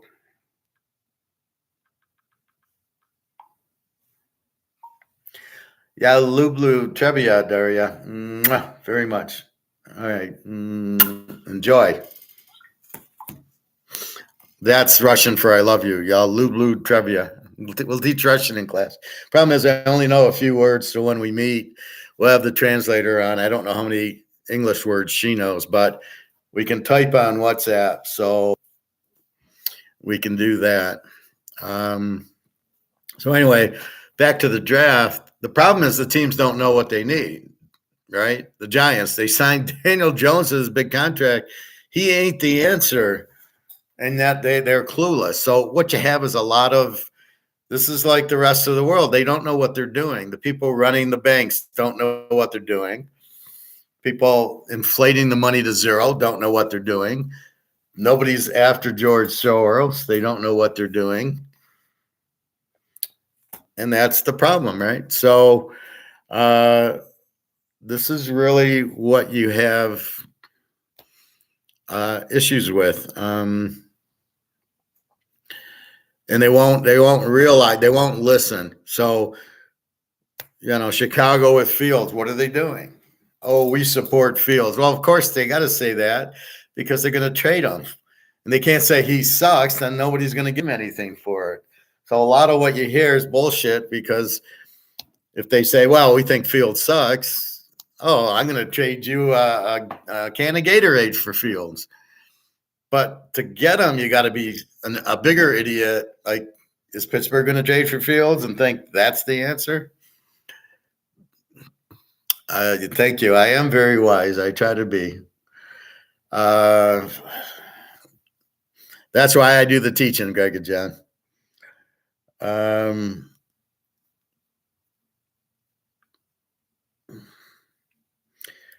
So that's what these teams have to realize. We've got the formula, and it's always look at the success, right? Kansas City, Cincinnati. The Niners need a defensive coordinator, but they have the formula. They've got Brock Purdy's fine. They've got McCaffrey. They've got the receivers, and they got the defense. They just ran into Kansas City. The difference is Purdy's not Joe Burrow. If Joe Burrow was on the Niners would have won. Purdy's good, but he's not Joe Burrow. Keep that in mind. So that's really the difference. Joe Burrow wins the Super Bowl if he's on the Niners. Or if he was healthy, Cincinnati would have been in the Super Bowl, because they're the only ones that can beat KC because they got Joe Burrow. So you need that type of quarterback. Herbert, I think, is close. We'll see with Harbaugh. They should have a good defense. They can run. They've got the receivers. And we'll see. Whoever gets Brock Bowers will be there, but they need a quarterback. So what does Washington do? They need a running back. They need a receivers. They need a defense. They need a head coach, and they need a quarterback. They can't win with Thurston Howell III. So this will be very interesting to see. But I guarantee you San Diego's defense will pick up, because Harbaugh is going to run a good defense. That's where the coach comes in. That's what killed the Niners, is their defensive coach. And then they fired him. Why did they hire him in the first place? So, I don't like the Houston coach. I know Alex does, but I don't care. I'm not a kiss ass or a yes man. I see it through my eyes. And I don't see this Houston coach as anything. I don't see CJ Stroud as anything. When it came to the time they played Baltimore, he didn't do shit. They lost 34-10 on a punt return, so they lost 4-3. He didn't do shit. Didn't read the defense. Didn't come close to winning. That's the bottom line. Couldn't stone cold saying that. The coach sucks, not a winner. The San Francisco defensive coach, well, even Shanahan. Washington, well, yeah, they haven't been as bad as they have been. Their defense sucks. So if I'm Washington, if I have a chance for one of those four quarterbacks, I gotta take them. And then with the next pick, I gotta draft my running back. And then the next 4 or 5, I have to draft defense. And that's it. I mean, but they have an opportunity to draft a Mahomes type of quarterback. I think they're drafting second or third. If I was the Raiders, I would trade up to get one of the 4 quarterbacks. And it wouldn't be Caleb. Caleb's to me like Dak Prescott. Sorry. And he's a crybaby. I mean, he cried after the UCLA game. I'm like, dude, you're not even a man. What the fuck? So I think it's a typical Oklahoma style Hurts, Kyler Murray type of quarterback who doesn't do well in the NFL because they just kind of run around. It's an unscripted offense, and I don't think you can. Kansas City looks pretty fucking scripted to me. Goes back to pass, hits Kelsey, hits Rice, hits Pacheco out of the backfield. He's not dancing all around for 10 minutes. A little bit, but not. He knows where he's throwing. Belichick didn't get hired because he's not a good coach. What has he done? He was at the Giants. Yeah, was it him or Lawrence Taylor? Let's be honest here. And then he comes here and he does nothing at Cleveland and he does nothing at New England at first. And then the guy gets hurt and here comes Brady. Is it Belichick or Brady?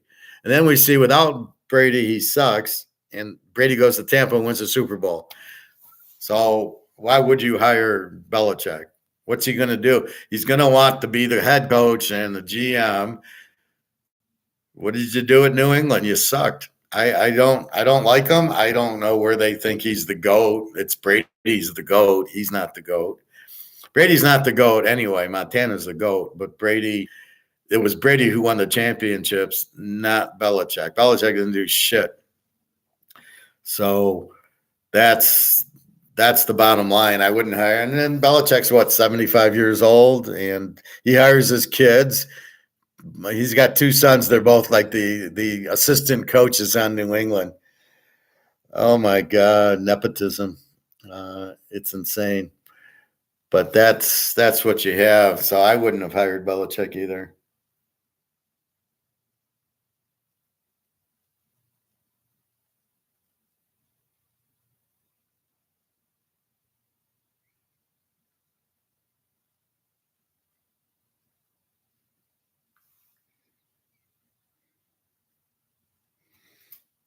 It's fucking good. So I'm not surprised. I wouldn't have hired him, but I wouldn't have hired the New England, got rid of Belichick and got, who's this coach? Mayo?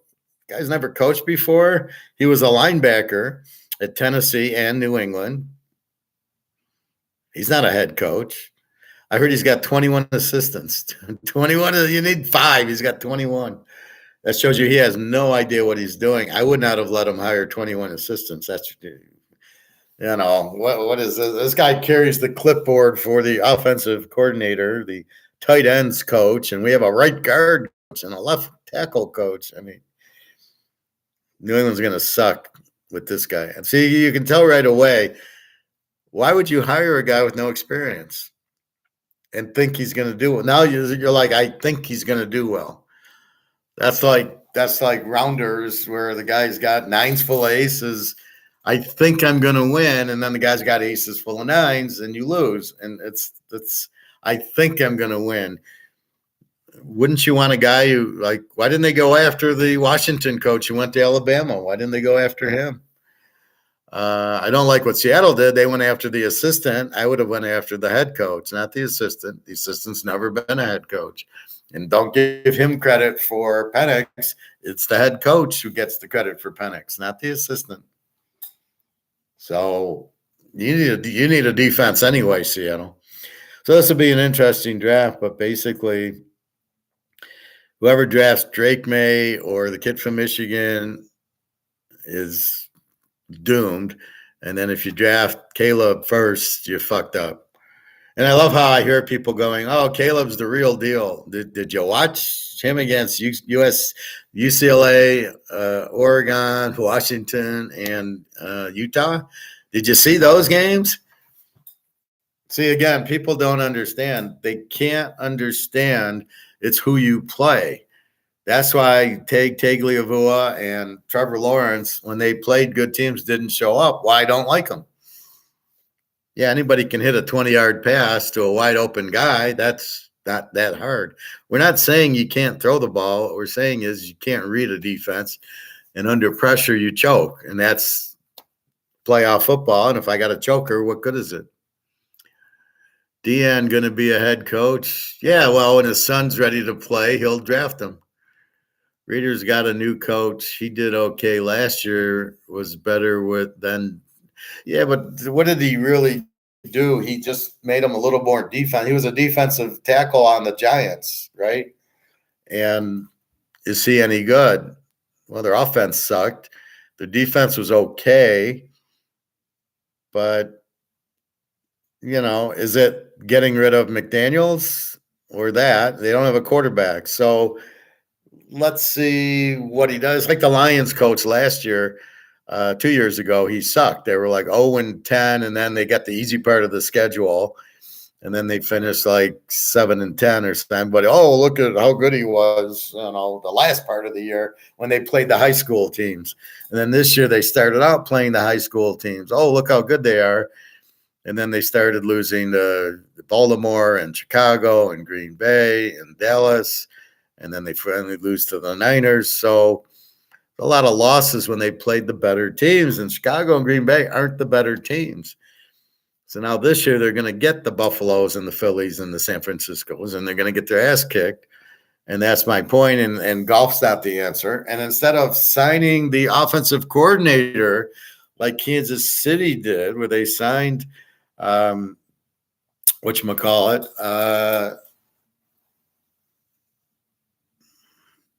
what the fuck's his name? So instead of signing like Spagnuolo, so KC signed Spagnuolo to like a 5-year contract. Now they're set. They got Mahomes, they got Spagnuolo. So instead of the Lions signing their offensive coordinator, they let them. They don't, and then they keep their defensive coordinator. The guy gave up 27 points a game, and in the Super Bowl, in the championship game, gave up 34. And you keep him?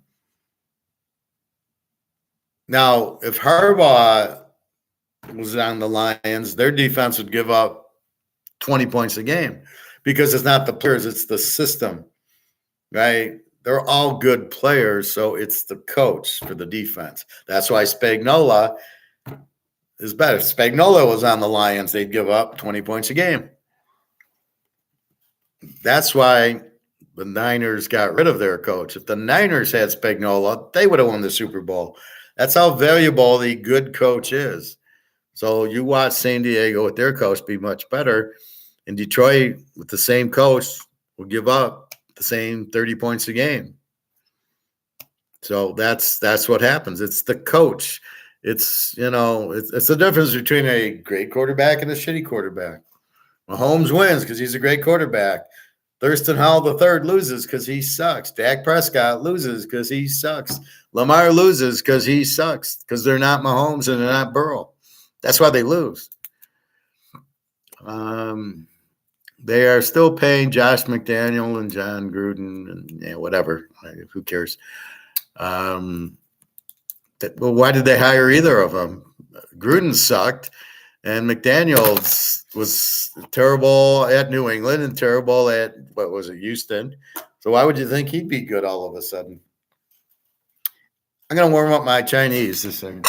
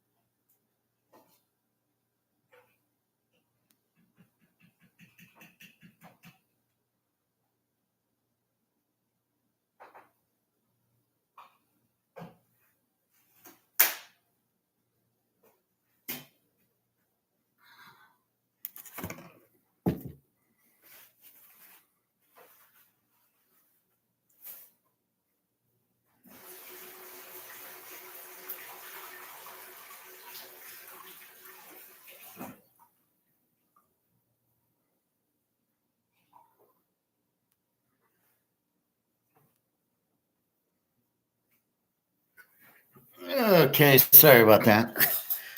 I'm getting hungry and I got to go swim. I got to leave by 3-ish, maybe a little bit before because they close at 4:30.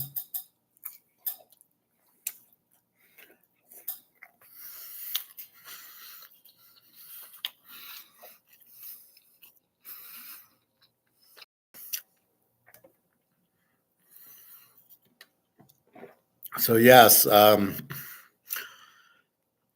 I think it's amazing how stupid these GMs are in football.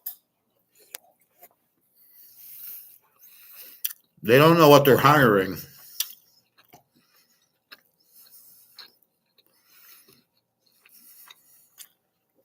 And the guys they hire don't know what they're doing. But because the owners don't know what to look for, they keep hiring stupid GMs and stupid coaches. I don't get the coach with no experience. What is that? Lions always do that. They get a guy he's never coached before. Then they wonder why he stinks. Matt Patricia, Jim Schwartz, the Navy guy who went to Dallas. It's just amazing how stupid they are. Even this guy Campbell doesn't know what he's doing.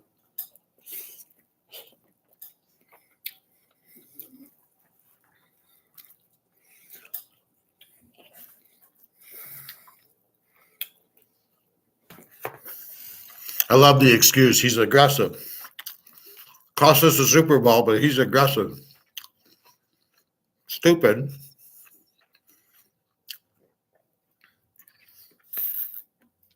And then the GMs, they're content with, oh, look, we got Fields on our team, or we're going to draft Drake May. Look how good I am. Like the Lions guy, we got Jared Goff. Well, that's not good. He sucks. Who's the best coaches in college? I'm eating my General Chow. Well, I think the Washington coach, the Georgia coach, the Washington coach that went to Alabama is very good. Not crazy about the Texas or Oklahoma coaches.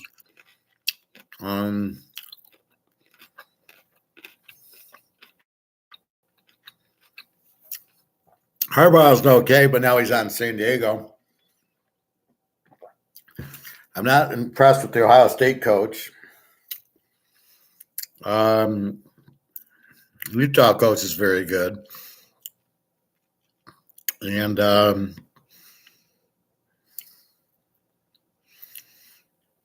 they all go around, but not prime time. No. It's really interesting. The UCLA coach is now the offensive coordinator of Ohio State. He's not even the head coach of Ohio State. He's the offensive coordinator. What the fuck is that? Chip Kelly. How do you go from coaching UCLA to a offensive coordinator role at Ohio State? Who does that? What is that? That's insane. He couldn't get a head coaching job?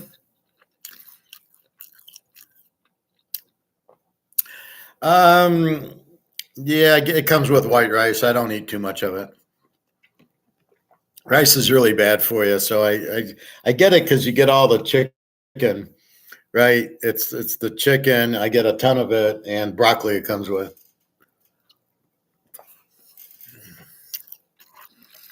So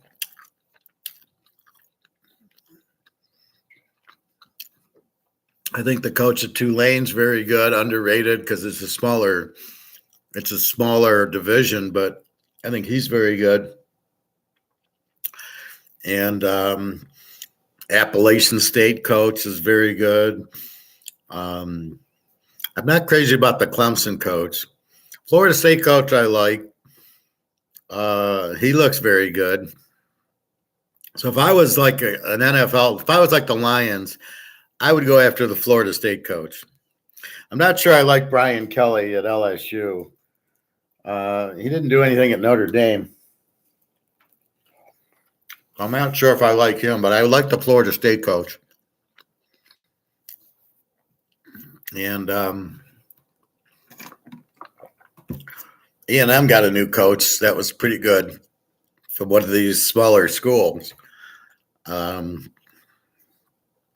about it. Urban Meyer, I still like him. I think he's a great coach. So here I'm winning. Steelers GM Omar Khan. On the quarterback situation, I have full faith in Kenny Pickett. Based on what? What are you looking at? Why would you have faith in Kenny Pickett? This is the problem. So he's trying to back Pickett. So when he trades him, the guys will think he actually likes him, right?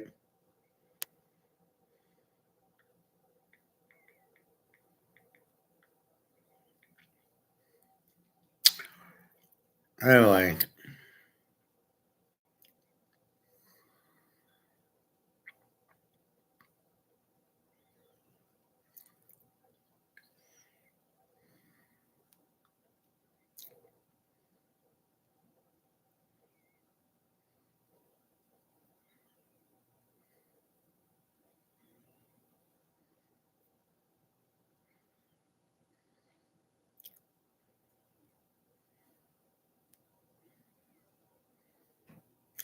Just a second.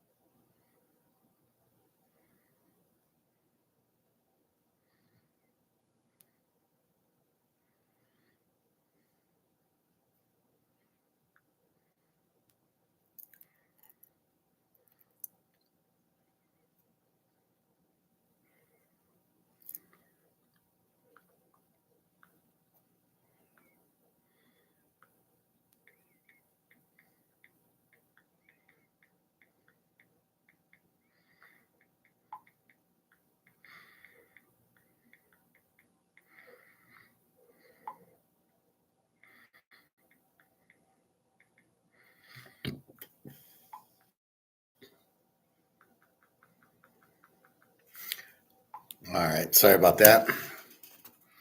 But this is the problem. These they don't know.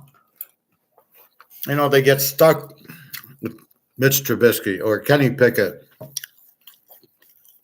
What do? It's a bad pick. But what do? They think they have a good quarterback. Or they'll say, well, he just needs a couple more years to get ready. Well, then don't start him right away. The worst thing you can do is like Caleb, start him right away. You know, just first game, let's start him. Sort of like they did with Richardson and CJ Stroud and these guys. What the fuck are you starting them right away for?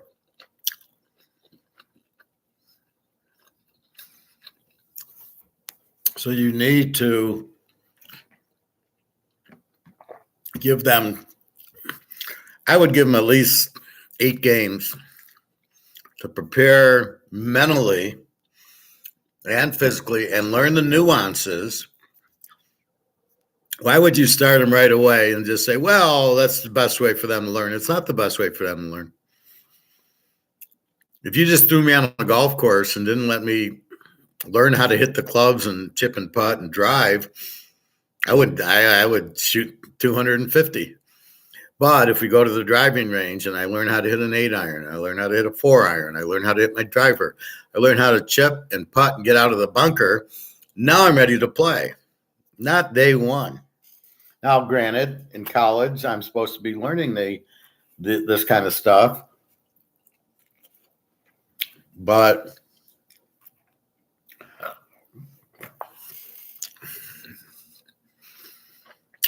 that's the point. But these guys are not ready for pro football week 1, especially with no training camp. How do you not play them in the preseason?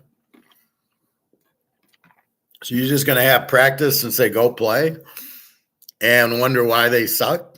Mahomes had the whole first year to learn. He turned out okay. Burrow was incredible at LSU.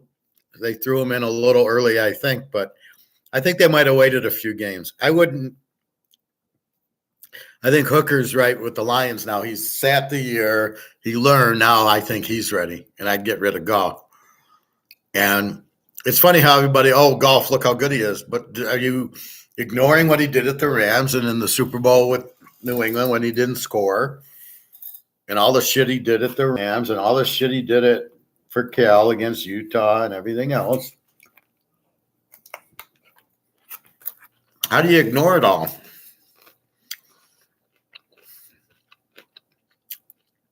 It is what it is. He's a choke. Well, why'd you draft Hooker then? In case Goff gets hurt? And how's Hooker going to be ready? You're not playing him. So I would play Hooker in the preseason, get him ready, but I'd get rid of Goff, especially now. If I can get a good draft pick for him, I need defense. That's what the Lions need, and that's what I would trade for. So I'd trade Goff for the defense.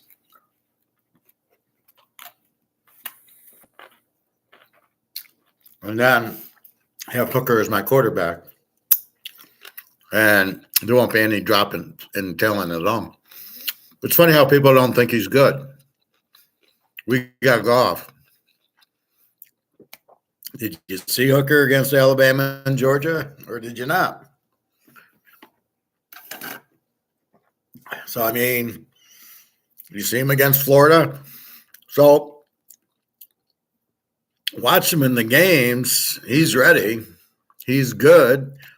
You don't put up 50 on Alabama and not have a good quarterback. So I don't know what the fuck you're looking at that you don't realize he's good.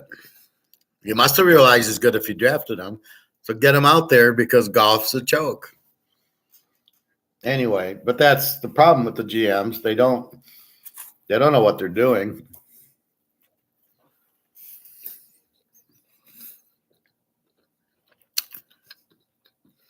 That's why these teams lose. Anyway,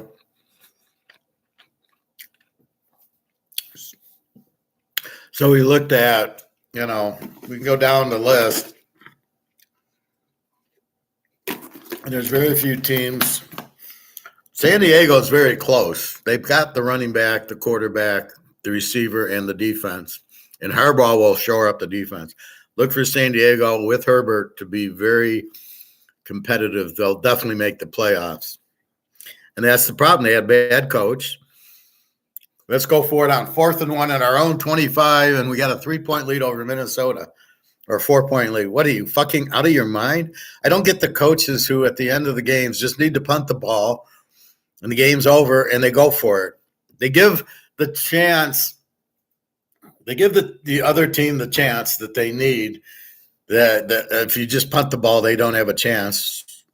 Oregon did that to Washington. And that takes me back to the Michigan State game. So I don't know how smart Harbaugh is.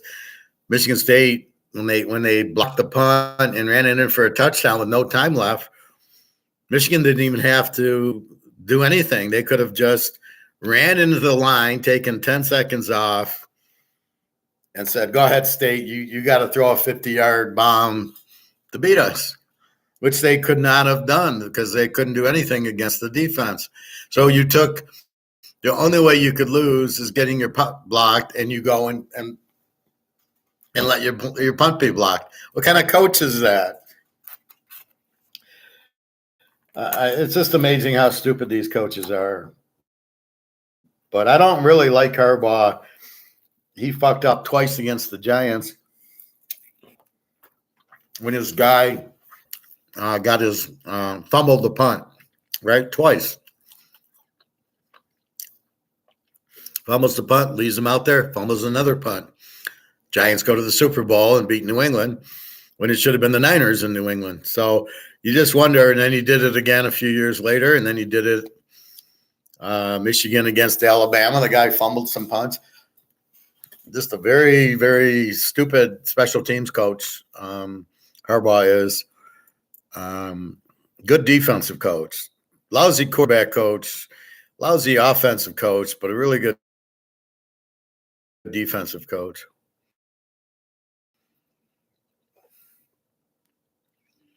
San Diego cities. I have no idea. It's one of the stupidest things I've ever seen. It's like you're dating a real nice girl, and then you leave her for a girl who's not as nice, who's dating all these guys. Makes no sense, because now you've went to where the Rams are. You went to LA with all its problems. You have absolutely no fan base there. It's not like you're an expansion team. You were San Diego since 1960. I went to a San Diego Seattle game. It was great. And now what did you do? You moved to LA where nobody wants you, and they moved for the money to build a new stadium in San Diego, because that stadium got old. But I wouldn't have left San Diego. It's like the Rams went to St. Louis, and then they moved back to LA. I mean, what was that about? I mean, I don't know how you leave, but then how do you come back?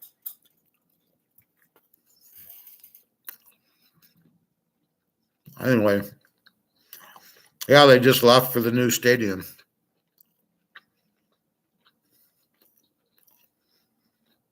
I have no fans. All the fans in that area are Ram fans. Why would they be Charger fans? And then they're going to drive up an hour, fight the traffic, and pay these outrageous prices to go to a San Diego game? I don't know. Seems pretty stupid to me. I mean, that's my point. Once you market something, why are you fucking the marketing you do? You're the San Diego Chargers, the Lightning Bolts. Very pretty uniforms. You've been there since 1960, and you're giving all that up. Now you're even the San Diego Chargers. You're the LA Chargers. Well, there's no such thing as the LA Chargers. Look at the Raiders. They moved to LA. They won some Super Bowls there. They moved back to Oakland because nobody gives a fuck. LA's like Hollywood, the beach, Disneyland. It's not, nobody gives a fuck about the sports, because it's such a nice place that you're either on the beach, on the golf course, or at Disneyland. So you're not big football fans. Yeah, USC and UCLA college, they're USC fans because college football, but that's it. Yeah, Vegas too. They lost fans too. They were in Oakland. They get a lot of tourists in Vegas. Yeah, but they're not football. I mean, you might get football fans, but are they Oakland fans or are they Chicago fans? I mean, I've been there or Chicago. They're wearing the Giants. They're wearing Dallas. I'm not sure they're wearing Oakland jerseys. You probably got more Steeler and Packer fans there than Oakland. I don't get it because of the gambling aspect of it. I think it's terrible. I don't get anything in Vegas. I don't get why hockey's there. Is baseball there? Are the Oakland A's moving there? I don't get any of that. You can't have this gambling city associated because you don't let Pete Rose in the Hall of Fame. How are you going to let a baseball team in Las Vegas? I mean, it just doesn't make sense if you're this much against gambling. Really sure. I don't like it. And I don't want to pay more on my hotel room that I'm already paying the resort fee on to pay a tax for the stadium. Why can't these rich guys buy their own stadiums? Why do they need tax money to buy the stadium? I always hated that. Dude, they get a lot of tourists in Vegas. Really, Greg and John, you just thought of that one? I get that, but they're tourists. They're there to gamble, or they're there for sex, or they're there for the weather. I never went to Vegas to go to a football game or a basketball game. I could have went to UNLV, had football. I never went. I go to play poker and bet football at Caesars or Venetian or the Wynn. I am not there to go to a game. What the hell? I don't care about that. I don't go to a game in Detroit. Why would I go to the game in Vegas? So no, I'm not there to go to a football game that I can do at home. I'm there to do things that I can't do at home and see Caesars and Bellagio, these wonderful casinos, and the food's way out of control. So I'm eating at CVS a lot, but I'm not going to go watch the Raiders. I mean, it's not even my team. Why would I go watch the Raiders?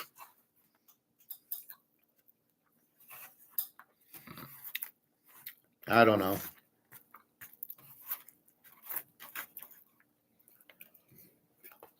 It really makes no sense to me. So I'm not a Raider fan. I'm a Vegas fan of the casinos. I used to bring my golf clubs and golf there if I'd stay for a week and rent a car, but now it's way too hectic. I don't like what they did with the roads and everything else. But yeah, Vegas, I don't know. It's not what it used to be. I was watching these videos on YouTube, Drive Through Vegas, 1970, 1980, and you got the Stardust and you got all the beautiful color of the casinos, the sands, the Desert Inn, the Stardust, and all the nice colors. That's what I liked about Vegas, was the colors and the numbers, because that was right up my alley. But I'm not going to stay at the Wynn or the Venetian.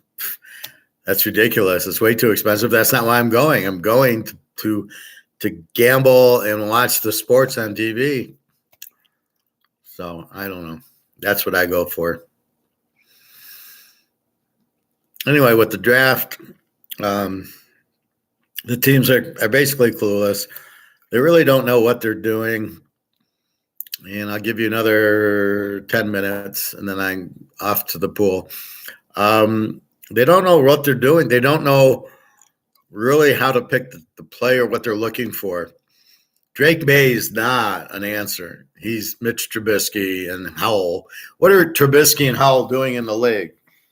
They were not good in college. They're not good in the pros. Why are they still in the league? I had an interview on Thursday and Friday. And my selling point was I worked at Mercedes for 4 years. And if I didn't know how to do Excel or if I didn't understand finance, they'd have fired me right away. Mercedes wouldn't keep you on for 4 years if you don't know what you're doing and they don't like you, which is why is Mitch Trubisky still in the league? He sucks. Why do you have him? Right? In Mercedes, he'd have been gotten up. You can't throw a pass. You're gone. But he's still in the league. I mean, that's, Pickett, Howell. What are these guys still doing in the league? They're not good. So I always use that as my selling point. Mercedes 4 years. They don't keep you if you're not good. So that's the whole selling point. What am I up to later today? I'm going swimming on my workout in about 10 minutes. And I don't know what I'm doing for dinner. Well, I have the Chinese now. I have some chicken left over and salad. I'll eat that. Then I'll probably just put on a movie or watch my YouTube looking for, bricks and gold and finance and economic stuff. Do I ever do 2 shows? Very, very rarely. I mean, I'm 3 hours now, and we cover so many subjects.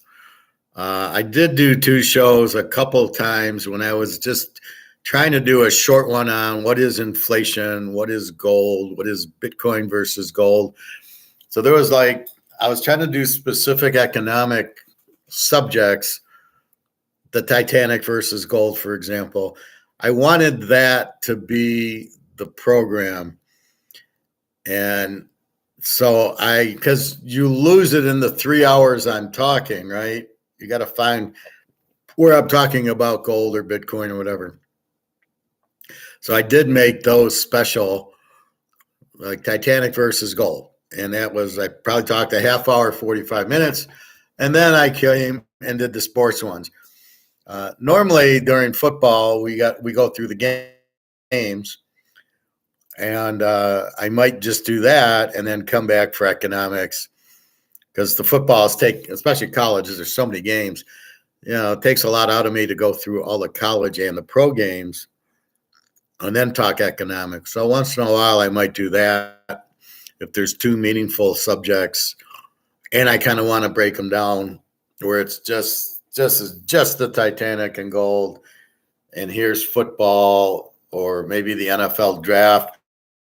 I'd probably do it when I break down the draft and I go, here's the AFC's draft and I kind of grade them, and here's the NFC draft and I kind of grade them. And so I'll do just those.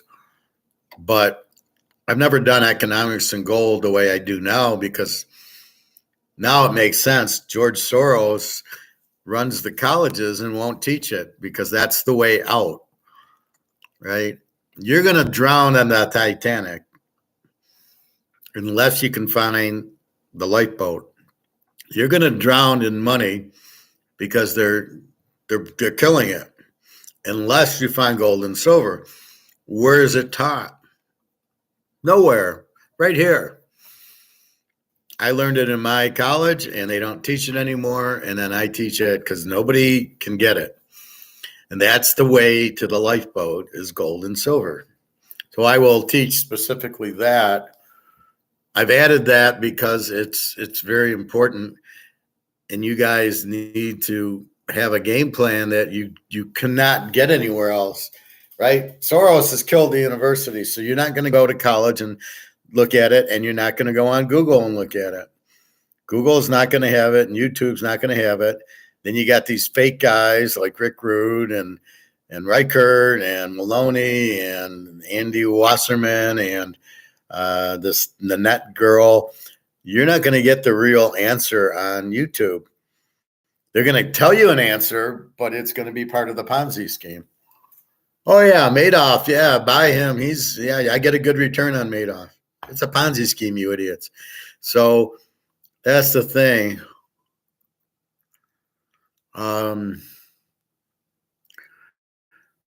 He lived so long. I don't know. He's 90 years old.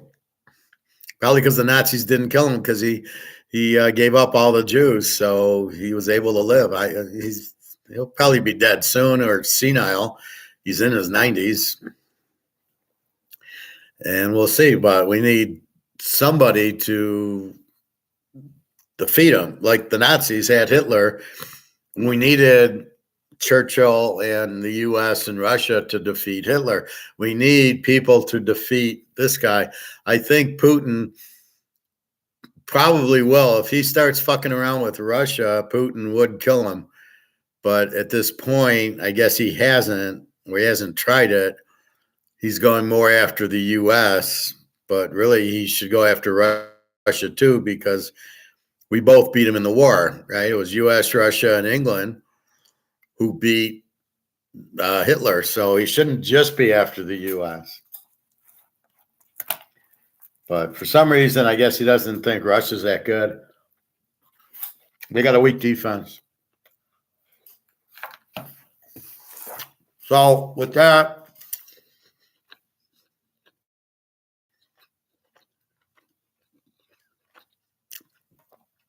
oh, it's 2:33. Okay. I'm looking up. It's 3 hours, but it's not 3 o'clock. So basically, it always comes down to figuring it out. The GMs don't know what they're doing. All the defense are playing cover 2, so you need running backs. They don't want running backs because they don't understand you've always needed a running back. The teams that win Super Bowls usually have good running backs, and you need that. So we'll see. Otherwise, that's it. I mean, that's what you're looking at. Look for gold this week. Let's see. It's 288. It went up 40 points on Friday. And if COMEX is out of the game where they're just playing against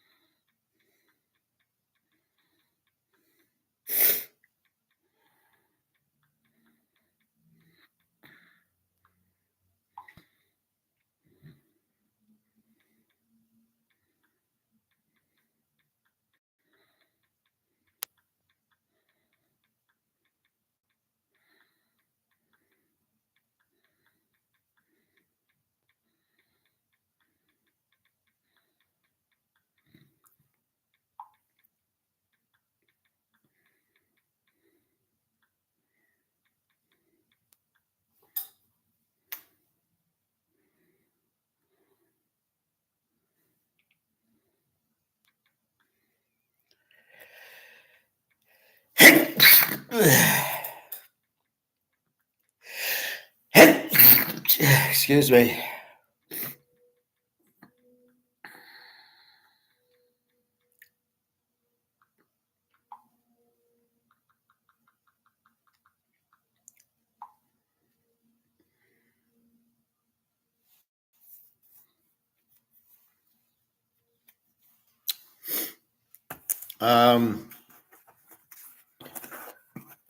Anyway, we'll keep an eye on gold this week.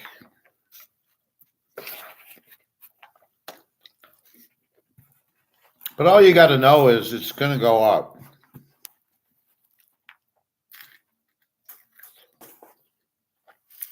That's all you need to know. And don't worry about what's it at now, or again, it's all a paper price. So it's 2090 right now, but it's a paper price. It's not a physical price. So if you understand that logic, and it's a paper price, then it kind of relaxes you a little bit more, going, oh, okay, that's the paper price of gold, which means there's more gold in paper than there are physical, because they do derivatives where it's not like they have 100 ounces and they're selling 100 ounces. They have 100 ounces and they're selling 20,000 ounces. And that's the problem with the paper gold. There's much more gold out there in paper world than there is in physical world. So if we understand that, we know the paper price is way low because there's way more ounces that don't exist. It's all paper. So we understand the physical exists, and that's what we're buying and waiting for the physical price to take over.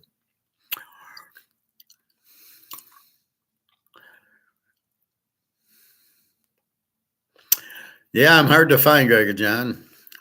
That's what all the girls say too. Jenna needed money, I helped her. Daria needed money, I helped her. And I do it for love, and I do it with no agenda with the girls. Meet them when I can, and we'll see about a future. But right now, it's just I've always been. I very rarely ever have an agenda. I mean, in my football, yeah, I want to sell the picks, right, to make money on the picks, but you're getting value out of it. You're getting 75% right on the picks. So, yeah, there I do.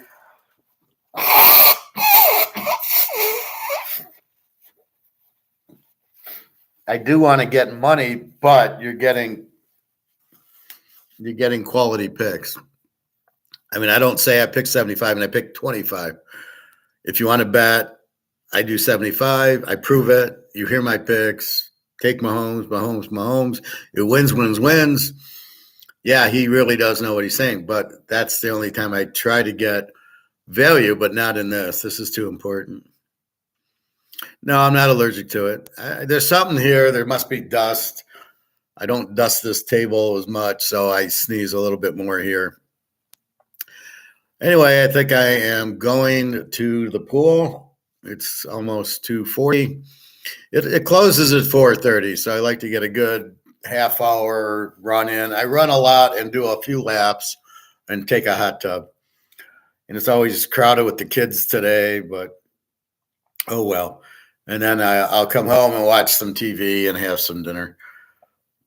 And then that's it. So it's like the days keep going and going and going. And I will see Daria soon, and I can see Jenna soon, and have a good time for 7-8 days. And we'll see about jobs. I'm waiting on 2 jobs that I've been applied to, GM and Tenneco, both financial analyst types. Similar pay. Tenneco offers a little bit more because it's remote 3 days a week, and I don't know that GM's remote. I'm not sure if I have to go in. It might be a couple days remote, but we'll see. So I got a lot on the plate, and otherwise I got my gold and silver. I've got money in the safe, and I got my cards. So I got a lot of assets, but I don't want to use them. I don't want to break my cards, and I don't want to break my gold and silver yet at these low prices. Now, when gold and silver go up, then we'll see what we need as far as how much money we actually need, and then sell. But I really am getting out. The whole point is to get out of this. I really don't want to sell my gold and silver for this. This will be curious, the new currency we go into, if George Soros approves it or not. Probably be Deutschmarks or some, Hitler's mustache on them or something. Anyway, have a good day. I will talk to you tomorrow. Tomorrow will be normal. I like going swimming first.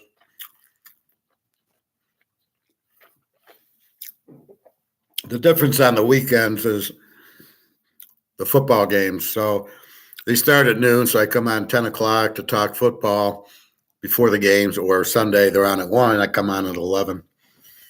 That's the difference. But if I'm not working, I can come on at after swim. 1 o'clock's not a big deal.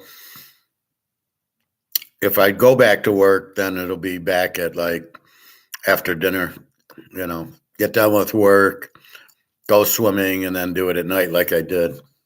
But again, it's a video. It's live, so you can ask questions, but it's a video. So if you don't see it now, like Bobby will probably watch it tonight, and that's the point of it. So it's a live and video at the same time. So anyway, have a nice day. Enjoy your week. Here it's nice and sunny out. And that's all. It's about it. So have a good day. www.teaserking.com. Now that we understand the games, George Soros, not BlackRock, not Gates. Well, I never thought it was Warren Buffett. He's not smart enough. So it's all Soros. He's not trying to control us. He's trying to kill us all. He's a Nazi. He wants revenge for World War II. So he's trying to just make this chaos and kill us. And I can't believe we're this stupid that nobody's telling him to fuck off. I don't understand that. I guess they're all rather have the money, even though the money won't be worth anything, than saving our country by not letting this Turkey impose. Like the border. I mean, that's ridiculous. All right. I'll let you go. www.teaserking.com. Have a great day. I'll see you tomorrow. Take care.